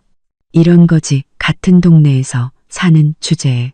역시 본성은 변하지 않는군요. 조금만 자기 뜻대로 되지 않으니 이기적이고 졸렬한 본성이 그대로 드러났습니다. 저는 오히려 비웃음을 터뜨렸습니다. 내가 누구를 만나든 당신이 상관할 바 아니에요. 당신은 그 최아라랑 당신 어머니나 잘 모시세요. 당신 월급으로 그 여자 사치랑 당신 귀한 아들 키울 수나 있겠어요? 저는 일부러 귀한 아들이라는 말에 힘을 주었습니다. 서민주는 아픈 곳을 찔린 듯 부들부들 떨며 소리쳤습니다. 너 지금 내 아들을 저주하는 거야? 이 악독한 여자. 저주요? 사실을 말했을 뿐인데요. 서민준 씨, 마지막으로 경고하죠. 당장 내 눈앞에서 사라져요. 한 번만 더 찾아오면 경찰에 신고할 뿐만 아니라 오늘 당신이 한 말, 임신한 상간녀 버리고 나랑 재결합하고 싶어한 그 추잡한 속내를 최아라랑 당신 어머니한테 그대로 전할 거예요. 그들이 알면 뭐라고 할까요? 서민준의 얼굴은 새하얗게 질렸습니다. 그는 최아라와 자기 어머니가 이 사실을 알면 집안이 어떻게 뒤집어질지 잘 알고 있었겠죠. 너, 감히. 그는 힘없이 소리쳤습니다. 내가 감히 못할 것 같아요. 저는 한치도 물러서지 않고 그를 노려봤습니다. 제 눈 속의 단호함과 냉정함에 그는 몸서리를 쳤습니다. 그는 저를 몇 초간 노려보다가 결국 제 기세에 눌려 한 발짝 물러섰습니다. 그는 분하다는 듯 중얼거렸습니다. 그래, 오준이, 너 잘났다. 두고 봐. 그 말을 남기고 그는 제가 정말로 전화를 할까봐 두려운 듯 허둥지둥 돌아서서 도망치듯 사라졌습니다. 저는 쾅 소리가 나게 문을 닫고 잠갔습니다. 문에 기댄 채 길게 숨을 내쉬었습니다. 손바닥은 식은땀으로 축축했고 심장은 쿵쾅거렸습니다. 두려워서가 아니었습니다. 분하고 역겨워서였습니다. 하지만 곧 전례 없는 통쾌함이 밀려왔습니다. 통쾌, 정면으로 맞서고 속 시원하게 욕을 퍼부어주는 것이 이렇게 짜릿한 일인 줄 몰랐습니다. 저는 더 이상 참고 살 필요가 없었습니다. 누구의 눈치도 볼 필요가 없었죠. 서민준의 방문은 저를 흔들기는커녕 제 갈 길에 대한 확신을 심어주었습니다. 그가 비참해질수록 후회할수록 제가 그를 떠난 것이 얼마나 올바른 선택이었는지 증명되는 셈이었습니다. 게다가 그의 말을 통해 저는 그와 최아라의 관계가 순탄치 않으며 경제적으로도 어렵다는 중요한 정보를 얻었습니다. 그들 사이에 균열이 클수록 그들의 몰락은 더 빨라질 것이었습니다. 저는 작업대로 돌아가 거의 완성된 부활 목걸이를 집어들었습니다. 불꽃 모양의 장식이 불빛 아래에서 반짝였습니다. 저는 그것을 가만히 쓰다듬으며 스스로에게 말했습니다. 오준이, 잘했어. 계속 앞으로 나아가. 돌아보지 마. 그들의 벌은 이제 시작일 뿐이야. 마음을 가라앉힌 후 저는 예전 휴대폰을 꺼내 장 변호사님에게 메시지를 보냈습니다. 변호사님, 시간 괜찮으실 때 한번 뵙고 싶습니다. 소송 진행 상황에 대해 이야기 나누고 싶고 오늘 서민준이 저를 찾아와 했던 이야기들이 있는데 아마 도움이 될 것 같습니다. 서민준의 그 추레했던 방문은 제 마음에 던져진 작은 돌멩이처럼 잠시 파문을 일으켰다가 이내 잠잠해졌습니다. 그는 다시는 찾아오지 않았습니다. 제가 정말로 그의 말을 최아라와 시어머니에게 전할까봐 두려웠던 모양입니다. 저는 조용한 일상을 되찾고 준이 공방에 더욱 집중했습니다. 임 사모님이 소개해준 고객층은 꾸준했고 그들은 제 정성 어린 수공예품과 독특한 디자인에 기꺼이 지갑을 열었습니다. 제 수입은 예전에 직장을 다닐 때보다 많아졌습니다. 약간의 여유 자금이 생기자 저는 예전 집보다 더 멀고 환경이 좋은 동네로 이사했습니다. 그리고 거실을 환한 작업실로 꾸몄죠. 준이 공방이라는 이름과 작업용 연락처가 적힌 간단한 명함도 만들었습니다. 제 삶은 정말로 긍정적인 방향으로 나아가고 있었습니다. 하지만 저는 마음속으로 알고 있었습니다. 서씨 집안과의 계산은 아직 끝나지 않았다는 것을요. 저는 끈기 있는 사냥꾼처럼 제 삶을 꾸려나가면서 조용히 사냥감이 스스로 허점을 드러내기를 기다렸습니다. 그리고 서씨 집안에서는 겉으로는 평온해 보이는 수면 아래에서 이미 거센 물결이 일고 있었습니다. 최아라의 배는 날마다 불러왔고 임신 후기에 접어들자 박영미 여사는 그녀를 깨지기 쉬운 보물처럼 다루며 거의 한시도 곁을 떠나지 않았습니다. 매일같이 몸에 좋다는 탕약을 다려바치며 오직 튼튼한 손주가 태어나기만을 기다렸죠. 서민주는 저와의 재결합 시도가 실패로 돌아가자 체념한 듯이 집에 있는 두 여자의 늘어나는 씀씀이를 감당하기 위해 더욱더 필사적으로 일했습니다. 그러던 어느 날 최아라의 정기 검진일이었습니다. 박 여사는 아침 일찍부터 최아라 본인보다 더 분주하게 움직였습니다. 그녀는 최아라에게 계란을 까주며 말했습니다. 아라야, 많이 먹어도 오늘 또 초음파 보러 가야 하잖아. 우리 손주도 기운 차려서 의사 선생님한테 잘 보여드려야지. 최아라는 하품을 하며 건성으로 대답했습니다. 어쩐지 요즘 그녀의 마음은 계속 불안했습니다. 지난번 검진 때 의사가 아이가 조금 작으니 영양 섭취에 신경 쓰라고 넌지시 말했던 것이 마음에 걸렸던 것입니다. 의사는 큰 문제는 아니라고 했지만 그녀의 마음은 진정되지 않았습니다. 병원에서 초음파 검사를 받는 동안 최아라는 의사의 무표정한 얼굴에서 무언가를 읽어내려 했었습니다. 의사는 기계를 조작하며 화면을 유심히 살피더니 미간을 살짝 찌푸렸습니다. 비록 금방 표정을 풀었지만 긴장하며 지켜보던 최아라의 심장은 쿵 하고 내려앉았습니다. 선생님, 괜찮나요? 아이는 괜찮은 거죠? 그녀가 참지 못하고 물었습니다. 의사는 고개를 들어 평온한 목소리로 말했습니다. 일단 태아 심박동은 정상이에요.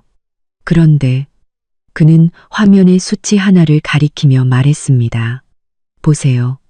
이 수치가 정상 범위보다 약간 낮네요. 물론 한 번의 검사로 단정할 수는 없어요.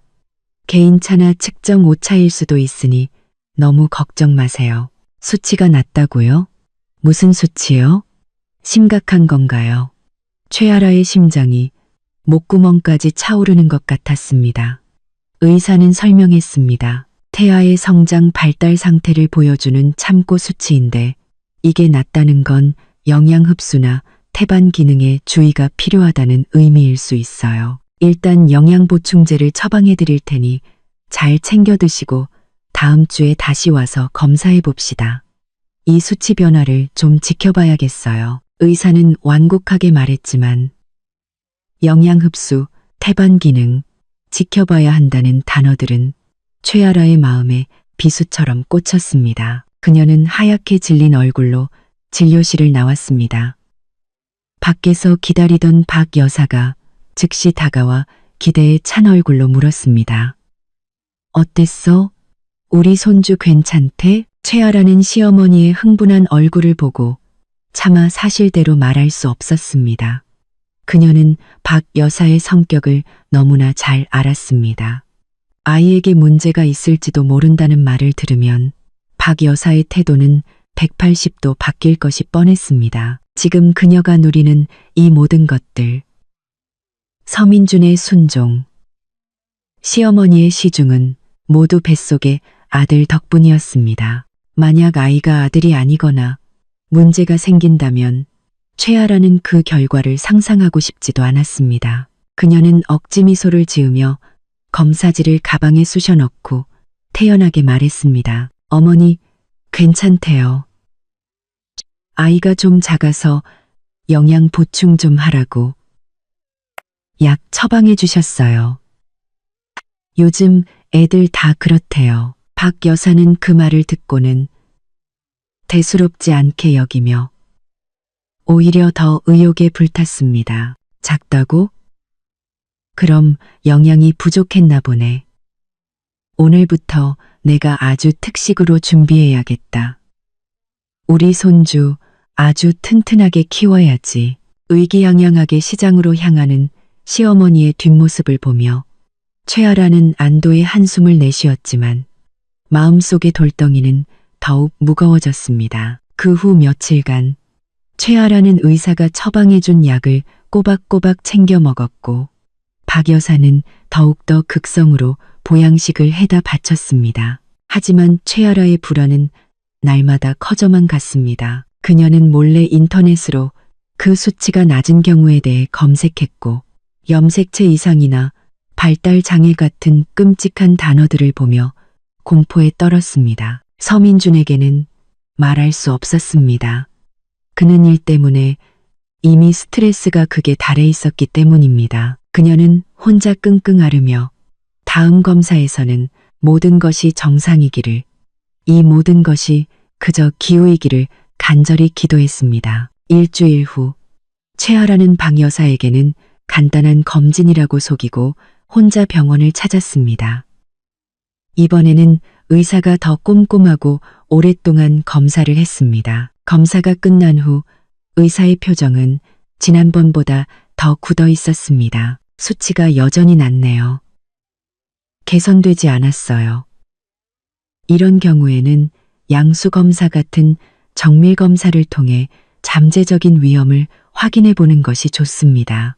물론 검사 자체에도 유산의 위험이 따르니 가족분들과 잘 상의해서 결정하세요. 유산 위험이라고요? 최아라는 손발이 차갑게 식었습니다. 만약 검사를 받다가 아이를 잃게 되면 박 여사와 서민준이 자신을 가만두지 않을 것이었습니다. 하지만 검사를 받지 않고 아이에게 정말 문제가 있다면 그녀의 머릿속은 뒤죽박죽이 되었습니다. 결국 그녀는 도망치듯 말했습니다.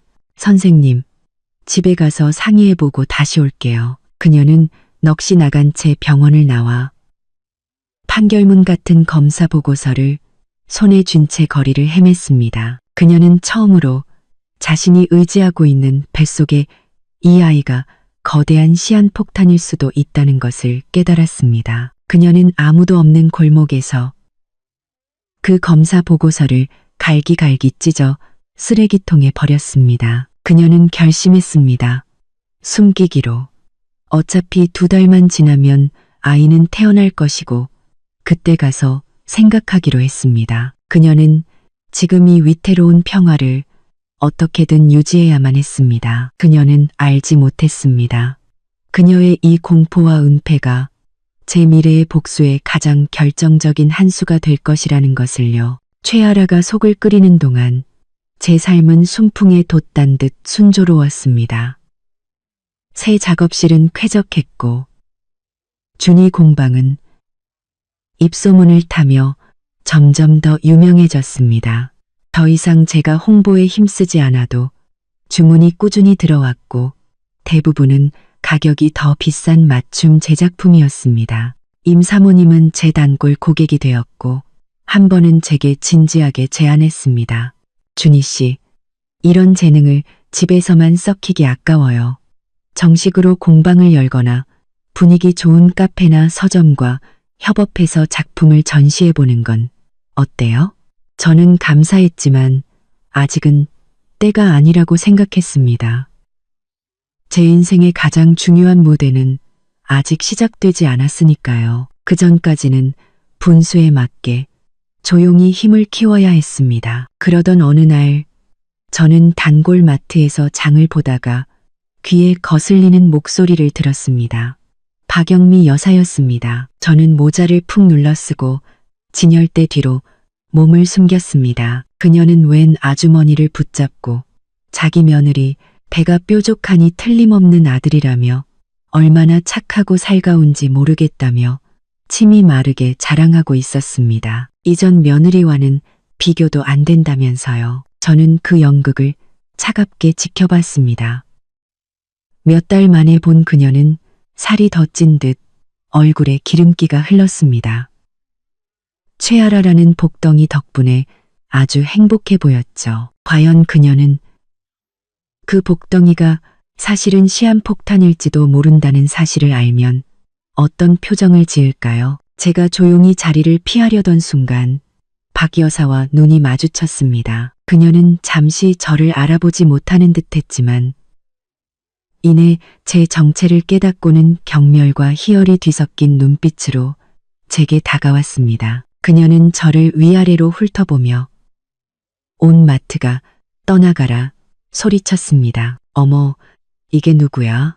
오준이 아니니? 꼬리말이 아니네. 우리 서씨 집안에서 나가니까 살기 힘든가 보지? 저는 아무 말도 하지 않았습니다. 그런 사람과 말다툼하는 것은 제 격만 떨어뜨리는 일이었습니다. 제 침묵을 긍정으로 받아들인 그녀는 더욱 기세등등해져 손에 든 생선을 흔들며 말했습니다. 이거 봐. 우리 아라 몸보신 시켜주려고 산 거야. 우리 집 보물이지, 보물. 곧 태어날 우리 손주, 얼마나 귀하겠어. 넌 후회 안 하니? 진작에 알아서 나갔으면 민준이가 돈이라도 좀 챙겨줬을 텐데. 이게 다 내 팔자야.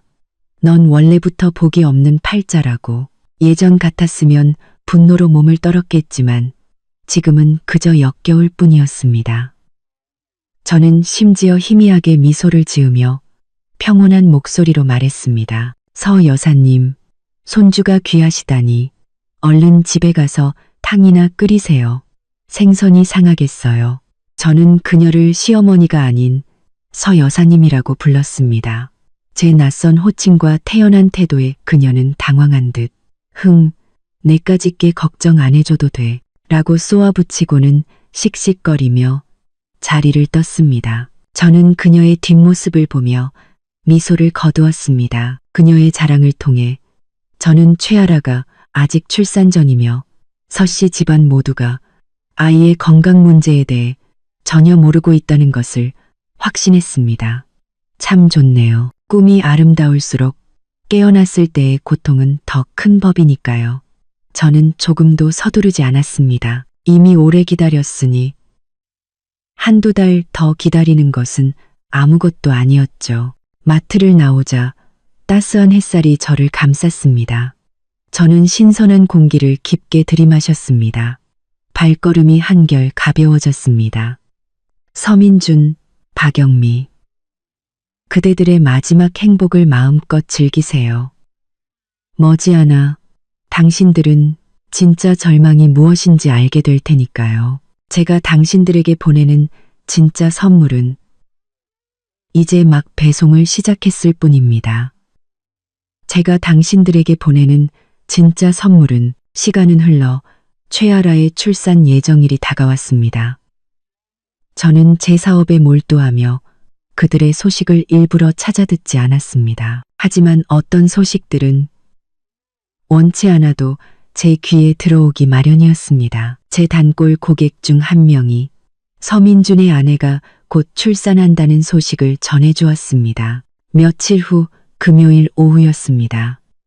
제가 작업에 한창 몰두하고 있을 때 거의 잊고 지냈던 예전 휴대폰이 날카롭게 울렸습니다. 김 선배님이었습니다. 그녀의 목소리는 흥분으로 가득 차 있었죠. 준이야, 큰일 났어. 서민준네 집 완전히 뒤집어졌어. 제 심장이 쿵 내려앉았지만 저는 침착하게 물었습니다. 선배님, 천천히 말씀해 보세요. 무슨 일인데요? 제가 기다리던 선물이 드디어 도착했음을 직감했습니다. 최아라가 오늘 오전에 아들을 낳았대. 근데 애가 좀 이상하대. 김 선배님은 숨을 몰아쉬며 말했습니다. 그녀의 사촌 동생이 그 병원 간호사인데 방금 소식을 전해왔다는 것이었습니다. 처음엔 다들 좋아했는데 좀 있다 보니 의사들 표정이 심각해지더래. 듣자 하니 애기 외모가 좀 특이하고 울음소리도 너무 약해서 선천적인 질병이 의심된대. 네, 전 시어머니 그 자리에서 충격으로 쓰러질 뻔했고 서민주는 어쩔 줄 몰라 하고 최아라는 병원이 애를 잘못 건드렸다며 난리를 쳤다나 봐. 하하. 정말 꼴 좋다. 저는 조용히 듣고 있었습니다. 마음속에 있던 거대한 얼음덩이가 천천히 그리고 단단하게 녹아내리며 차가운 한기를 뿜어내는 것 같았습니다. 역시 제 예상대로였습니다. 최아라의 은폐, 박 여사의 맹목적인 믿음, 서민준의 무능함이 결국 이런 비극적인 결과를 낳은 것입니다. 김 선배님은 제가 말이 없자 준이야, 듣고 있어? 라고 물었습니다. 네, 듣고 있어요.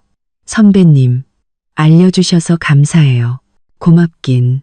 나는 네가 속 시원할 것 같아서 전화했지. 이제 그만 고생하고 너는 내 인생 행복하게 살아. 저는 웃으며 전화를 끊었습니다. 속이 시원하냐고요? 이건 겨우 시작에 불과했습니다. 건강하지 않은 아이는 대를 잇는 것을 무엇보다 중요하게 여기는 박 여사에게는 치명적인 타격일 것입니다. 그리고 서민준과 최아라에게는 영원히 벗어날 수 없는 족쇄가 되겠죠. 하지만 이것만으로는 부족했습니다. 그들이 제게서 빼앗아간 모든 것을 이자까지 쳐서 돌려받기에는요. 저는 서민준이 저를 찾아왔을 때의 그 불안한 눈빛과 최아라의 경박한 태도를 떠올렸습니다. 그리고 제 머릿속에 번개처럼 한 가지 생각이 스쳤습니다. 그 아이, 정말 100% 서민준의 아이일까? 그 의심은 꼬리에 꼬리를 물고 커져갔습니다. 만약 아니라면? 그렇다면 이 연극의 절정은 이제부터 시작이었습니다. 저는 즉시 장 변호사님에게 전화를 걸었습니다. 변호사님, 하이포테티컬하게 여쭤보는 건데요. 만약 이혼 후에 전 남편이 혼인 기간 중에 외도하여 낳은 아이가 친자 검사 결과 친자가 아닌 것으로 밝혀진다면 재산 분할 소송에서 더 유리해질 수 있나요? 전화기 너머의 변호사님은 잠시 침묵하더니 진지한 목소리로 답했습니다. 오 선생님, 만약 그 가정이 사실이라면 상황은 완전히 달라집니다.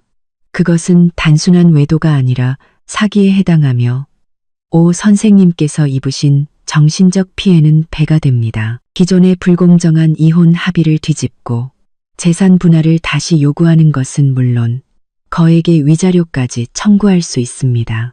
승소 확률은 거의 100%라고 보시면 됩니다. 물론 확실한 친자 검사 결과, 보고서가 증거로 필요합니다. 알겠습니다. 변호사님, 그 빼돌려진 2천만 원에 대한 증거는 어떻게 되어가고 있나요? 이미 확보했습니다. 때가 되면 법원에 제출할 겁니다. 좋습니다. 저는 창밖의 푸른 하늘을 보며 마음속으로 계획을 세웠습니다. 변호사님, 재산소송은 계획대로 준비해 주시고 친자 검사에 관해서는 아마 조만간 뜻밖의 기회가 생길 것 같습니다.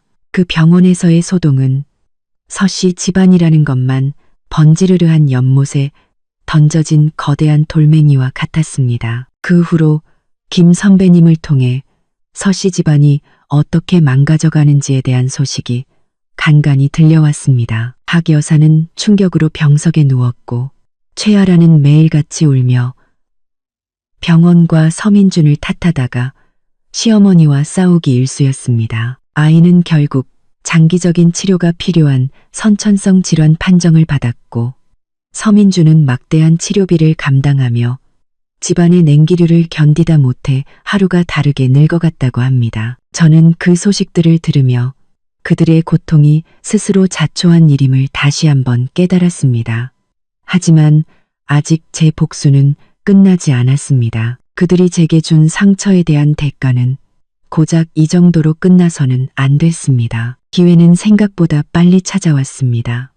어느 주말 저녁, 저는 서민준에게서 전화를 받았습니다. 그의 목소리는 절망과 분노, 그리고 기이한 의심으로 가득 차 있었죠. 그는 대뜸 소리쳤습니다. 오준이, 너 혹시 뭔가 알고 있었어? 저는 태연하게 반문했습니다. 내가 뭘 안다는 거죠? 그는 울부짖었습니다. 최아라, 그 여자가, 아이가. 저는 그의 다음 말을 예상했지만 모르는 척 물었습니다. 아이는 치료받고 있잖아요. 치료는 무슨, 내 자식도 아니라고. 우리 서씨 집안 핏줄이 아니라고. 서민주는 절규했습니다. 내가 몰래 친자 검사를 했어. 오늘 결과가 나왔는데 친자 관계 불일치래. 하하하. 나는 그냥 바보였어. 남의 자식 키우고 있었던 거야. 예상했던 결과였지만 직접 들으니 심장이 세차게 뛰었습니다. 제가 기다리던 가장 날카로운 칼이 드디어 제 손에 쥐어졌습니다. 저는 일부러 놀란 척하며 말했습니다. 서민준 씨, 미쳤어요? 무슨 소리예요? 저는 그를 자극하여 모든 사실을 털어놓게 만들었습니다. 그의 입에서 모든 비극의 전말이 쏟아져 나왔습니다. 그리고 저는 그의 울음 섞인 하소연을 차갑게 듣고 있다가 말을 끊었습니다. 서민준 씨, 지금 나한테 그딴 소리해서 뭐 어쩌자는 거예요? 동정이라도 바라는 거예요? 당신이랑 당신 어머니가 나를 빈손으로 내쫓을 땐 내 생각 한 번이라도 해봤어요? 저는 그에게 마지막 일격을 가했습니다. 그리고 좋은 소식 알려줘서 고마워요. 그 친자 검사 결과 나한테는 아주 유용하게 쓰일 것 같네요. 서민주는 제 말의 의미를 이해하지 못하고 멍하니 되물었습니다. 무슨 소리야?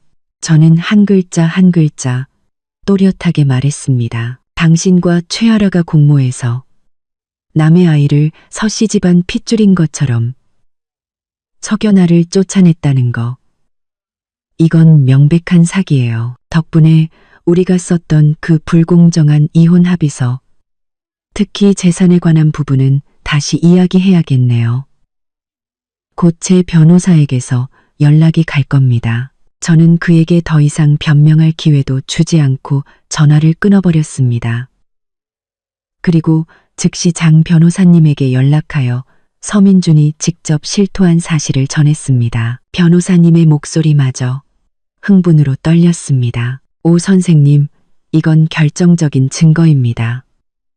바로 소송 준비에 들어가겠습니다. 이번에는 우리가 빼앗긴 모든 것을 이자까지 쳐서 되찾아올 수 있습니다. 바로 선생님, 이건 결정적인 증거입니다. 둘이 바로 소송 준비에 들어가겠습니다. 그 후 서씨 집안의 몰락은 걷잡을 수 없었습니다.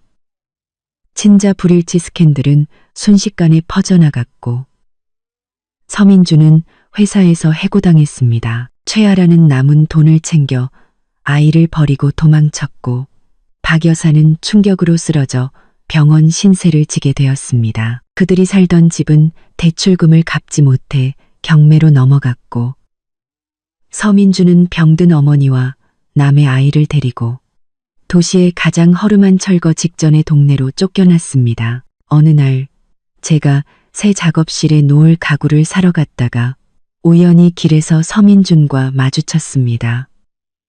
그는 쓰레기통 옆에 쪼그려 앉아 담배를 피우고 있었습니다. 깡마른 몸, 퀭한 눈, 남루한 옷차림. 그는 완전히 다른 사람이 되어 있었습니다. 저를 발견한 그의 얼굴에는 부끄러움과 원망, 그리고 애원이 뒤섞여 있었습니다. 저는 그를 못 본 척 그대로 지나쳐 걸어갔습니다. 제게는 더 이상 그를 동정할 마음조차 남아있지 않았습니다. 반년 후 법원은 제 손을 들어주었습니다. 서민준의 명백한 과실을 인정하여 그가 빼돌렸던 2천만 원의 반환과 위자료 5천만 원을 추가로 지급하라는 판결이 내려졌습니다. 물론 그에게는 그만한 돈이 없었기에 법원은 그의 얼마 안 되는 월급을 압류하여 분할 상환하도록 했습니다. 그 돈의 액수는 제게 더 이상 중요하지 않았습니다. 중요한 것은 법이 제 억울함을 공식적으로 인정해 주었다는 사실이었습니다. 그로부터 2년 후 제 삶은 완전히 달라졌습니다. 준이 공방은 이제 어엿한 오프라인 매장을 가진 브랜드가 되었고 저는 한 디자인 회사의 대표인 주원우라는 멋진 남자를 만나 새로운 사랑을 시작했습니다. 그는 저의 과거를 모두 알고도 따뜻하게 저를 감싸주었죠. 우리는 서로를 존중하고 아끼며 평온하고 행복한 나날을 보냈습니다. 어느 날 저녁 식사를 하다가 제가 먼저 말했습니다.